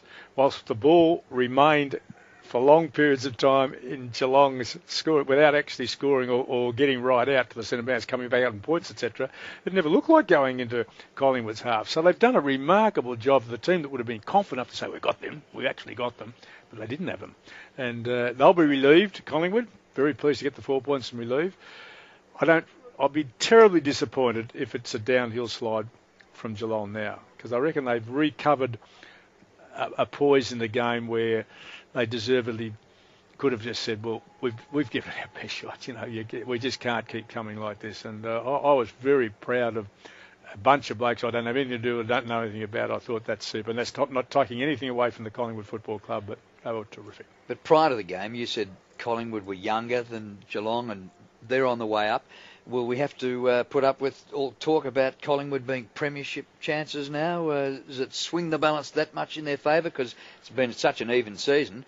One minute it's Essendon, next minute it's Carlton, next minute it's West Coast, next minute it's Collingwood. Without interrupting Chris, and Chris will have a go after me, we didn't see the premiership team here tonight in either clubs, to be quite truthful. When they were fit and healthy and going, we saw a myriad of mistakes which has been covered up or glossed over, I think, at the finish by the close to the scores and the gut-wrenching stuff that we saw happen. I don't think we should get conned, that would be my view from sitting back here, that either of these teams, they might make finals. I doubt whether they can make top 4. And I certainly don't think either can win the premiership. I don't think Collingwood can win it just structurally. They've just got too many important players missing from the team. They're going to miss significant chunks of the year. Tarrant will come back in at some stage, but he's still not there. And I think Luke Ball's influence, we touched on that throughout the course of the year, the fact that he's missing. Those types of players are just all... Nathan Brown, that's of course another one for the next few weeks. Cracker, the finishing touch up forward. We talked about Leon Davis missing. They need to actually find someone who can genuinely run off half back to do that. They actually, even as good as they'll probably get over the course of the year, because they'll get some of those back, they're still going to miss that real key structure, a premiership structure to actually win the flag. But what they will do is, Fazolo's playing more, those types of players more. Keith will play more down back. They will get to at the end of the year being probably a reasonable team. I don't think they can win the flag, but I think they'll be a reasonable team come the end of the year. So they mightn't have the personnel with those who are missing that you mentioned, but they might have the structure. How's Bucks going in his first year as coach? Look, talk about, I think it's probably too short a time to do. But just the way he's handled himself publicly, his preparation, I know, the planning and preparation from him, his work ethic, I think his relationship that we've seen pretty positively with his players and the way they've reacted to him, etc. I've seen a couple of training sessions. I love their setup. All their stuff is so, what's the word, not so much practical, but it's applied to game situations, etc. It's game sense based, if you like. It's really thoroughly process-oriented and organised. And I go around and have a look at a number of clubs, and most of them are pretty good that way, but they've lost nothing in terms of their disciplines and organisation and execution. I think they'll be okay in time. I really do think, Drew, that this is a team in the making. I don't think there's any doubt that it is building to something significant. I just don't think it can build quickly enough in 2012 unless a lot of other teams fell over in terms of personnel available. I don't think Collingwood, given the best they can produce now and some of the opposition I know who have more talent and who are just a bit further down the track, I doubt whether they could knock them over in September. I might be proven wrong. Let's find out about their injuries tonight, because Swan and Reid toppled over in the last quarter, and Adam White has just been sussing out what happened. Whitey? Thanks, Jared. I'm in the Geelong room, so I've got to be a little bit quiet. Hang on, bear with me here, guys. I've just got to get into a better spot. Whistling? Okay, that's better. Sorry about that. Headsets on your Yeah, exactly right. I was having to turn it up before because the Collingwood rooms were so loud. In here, it's completely the opposite. I can report that Dane Swan has done a hamstring, as we thought it might have been the case. He was, barely sighted at all after the game. Ben Reid looks like he's redone his quad, which is terrible luck for Ben Reid considering all the frustrations he's had pretty much since before last year's grand final. Now, Scott Pendlebury, he was limping quite badly on his calf. He did the media afterwards. He was in the song. He was hobbling around, not significantly, but enough to suggest that there's a bit of an issue there. So that's the three pretty important players. So you would think that Swan's going to miss at least 2, possibly 3. Ben Reid, because it's an aggravation of an injury that could be maybe even a little bit longer than that, and Pendlebury might be wait and see. I'm in the Geelong rooms at the moment. The boys are doing the recovery right in front of me, and it's Josh Hunt that's the concern, with some ice behind the back of the right knee, which I spoke about during the course of the game. So that's the injury news down here. We won't get a Geelong player, I wouldn't have thought, in time as they do the recovery, but I'll stick down here just in case. Adam White down in the rooms. That does derail them in the short term significantly. I mean, Swan and Reid. Concern for Reid. Swan, I can't remember him doing a soft tissue injury, so I don't know what the history is there. But Ben Reid's a concern. It's obviously something failing within whether it's a back or something to do with the hips, but there's something failing him. If he's continuing to do quads like that, there's something not quite right. And the problem is, and Whitey touched on it, every time you do an injury like that that's soft tissue, you add another couple of weeks each time you do it to try and get it right the next time. So that's a significant concern, because they've got Nathan Brown out of the team for at least a month. Yeah, a young man who the scar tissue, and it does build up over time, and it means that the injury becomes significantly worse each time, and therefore it takes significantly longer to overcome it. And for a young bloke like him who's just starting his career, a very, very difficult situation I reckon he faces. A bit like Rioli with his hamstrings. Yep. Got to protect them and look after them and nurse them, and not easy to do in a game that demands so much. Righto, we're against the clock here. Drew, the final numbers. Yeah, we haven't given goal kickers. Okay. There was so much going on at the final siren. Pendlebury kicked 4, including the winner right at the end, 1 in the last quarter. Absolutely sensational. Fasolo, we spoke to him. He kicked 3 goals, 2. Goldsack kicked a couple. Cloak kicked 2. And singles for Swan before he was injured. Blair and Dawes. And the goal kickers for Geelong: Duncan kicked 2, Stokes kicked 3, Duncan 2, Hawkins 2, Podsiadly 2, and singles for Motlop and Chapman. I reckon that covers it. Now, some of the figures. The total disposals were 398 to 369, so a margin of 29 in favour of the Pies. The contested possessions, 158 to 148, again in favour of Collingwood. The tackles went the Cats' way by a margin of 13. The marks went Geelong's way by a margin of 10. The clearances were 37 to 36, slightly favour Geelong. The inside 50s were 61 to 51 in favour of the Cats. They bombarded them late in the game but couldn't get the score on the board. And the free kicks finished up 18 to 14 in favour of the Cats. Side bottom, 38 possessions. Shaw 30, Pendlebury 30, 28 for Beams, 27 for Swan, all in the first 3 quarters, nothing in the last. Wellingham 20, Thomas 18, Clark 17. For Geelong, Selwood outstanding with 36 possessions, 20 of them contested, 6 clearances, 7 marks, 5 tackles. Kelly in game 200 had 26 disposals with 11 contested, and he laid 9 tackles. Enright 25, Corey and Chapman 24, Steve Johnson 23 and Mackie 22. Be selective with the best players, not the better players, the best players. You want the best players? I gave 1 to Pendlebury because I thought he started and finished it and did a fair bit in between, but his 4 goals with the first and the fourth one so critical. Gave 2 to Side Bottom, who has become a prolific getter and user of the ball. And Joe Selwood, I just got mesmerised by him. From start to finish, he did everything an individual could possibly do in a game to get them up, and they weren't able. I gave Joe Selwood 3. Joel Selwood 3, Side Bottom 2, and Scott Pendlebury 1. Chris, so you haven't wasted your efforts. Just run us through the rest of the Paco did that actually quite nimbly. You must have noticed that. You put the pressure on I did. I went too hard on you. Handballed straight to him. I think outside of the votes, I think for the losers, I thought Stephen Johnson's second half, probably from about the last 10 minutes of the third quarter into the last quarter, he really did lift them. Enright across half back. I thought Harry Taylor was very manful in his role on Cloak. He threatened at times, but he didn't really get away from him.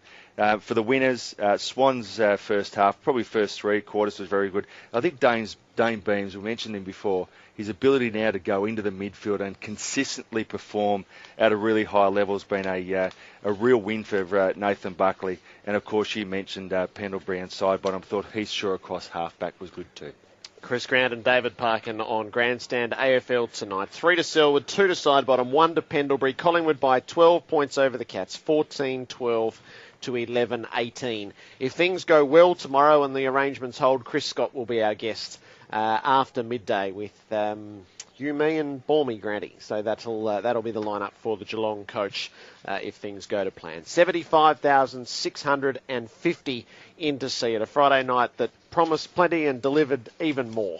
Plenty still in the car park when we get down there. There will be, indeed, on a game that goes right to the wire. The highlight of tomorrow's footy probably comes tomorrow night when there'll be even more than 75,000 for Dreamtime at the G when Essendon plays Richmond. This is a fair chunk of what happened late at the G tonight. Centre wing. He spins out of a would-be tackle beautifully. And the kick is half forward and the mark taken by Dawes about 49 metres out from goal. Plenty of height. He's got the distance as well. And the accuracy. Great goal. Tomahawk. Gets rid of O'Brien. He hasn't got it. Play on. Bartel gathers. Kicks to the goal square. Duncan runs onto it and kicks the goal. West takes a mark at centre half forward. He dodges and weaves. He gets it away. It's taken by Hunt. Fires out the hand pass wide. Hand pass comes into Hawkins, who goes for goal and has kicked it at the city end. The Cats still alive. Maxwell marks at halfback. He puts it out in open space at centre wing. Pendlebury runs onto it. No problems with his calf now. A glorious kick to full forward and Cloak marks. Cloak for just his second goal. Rams at home. And Collingwood get out of it. Hand pass to Blair, but his hand pass goes to Hawkins. His hand pass up to Stokes, who's tackled high, and a free kick to Stokes. 45 metres from goal against Nick Maxwell. Margin currently 17. The kick's good. Perfect. His second goal. And still a chance for the Cats. Ball came the way of Selwood. Kicked it in a hurry. Jolly made the spoil. It's all about the crumb. Harry Taylor got hold of it. He roosted it to full forward. Collingwood with the numbers. Stokes with the ball. The score's a level. The water on the dam finally broke through. He gets there first. Hand pass to Sinclair. Short pass is not bad to half forward. Fasolo takes the mark and wanted to play. Oh, it's 50. 50 against Josh Hunt. And it might decide the game. Fasolo is now only 20 metres out and kicks the goal. Hand pass forward to the play, and that's where the Pies are. Blair to Pendlebury. The kick to full forward. It might go the journey. It does! Pendlebury with his fourth. He makes it safe now. From the pack. Kicked out of there by the Cats. Kelly in game 200 marks 45 metres from goal, and his kick for goal will be after the siren. He leans back, spirals a torpedo. He knew it wasn't going to make any difference, and he didn't make the distance, and the margin is 12 points. The Pies have won.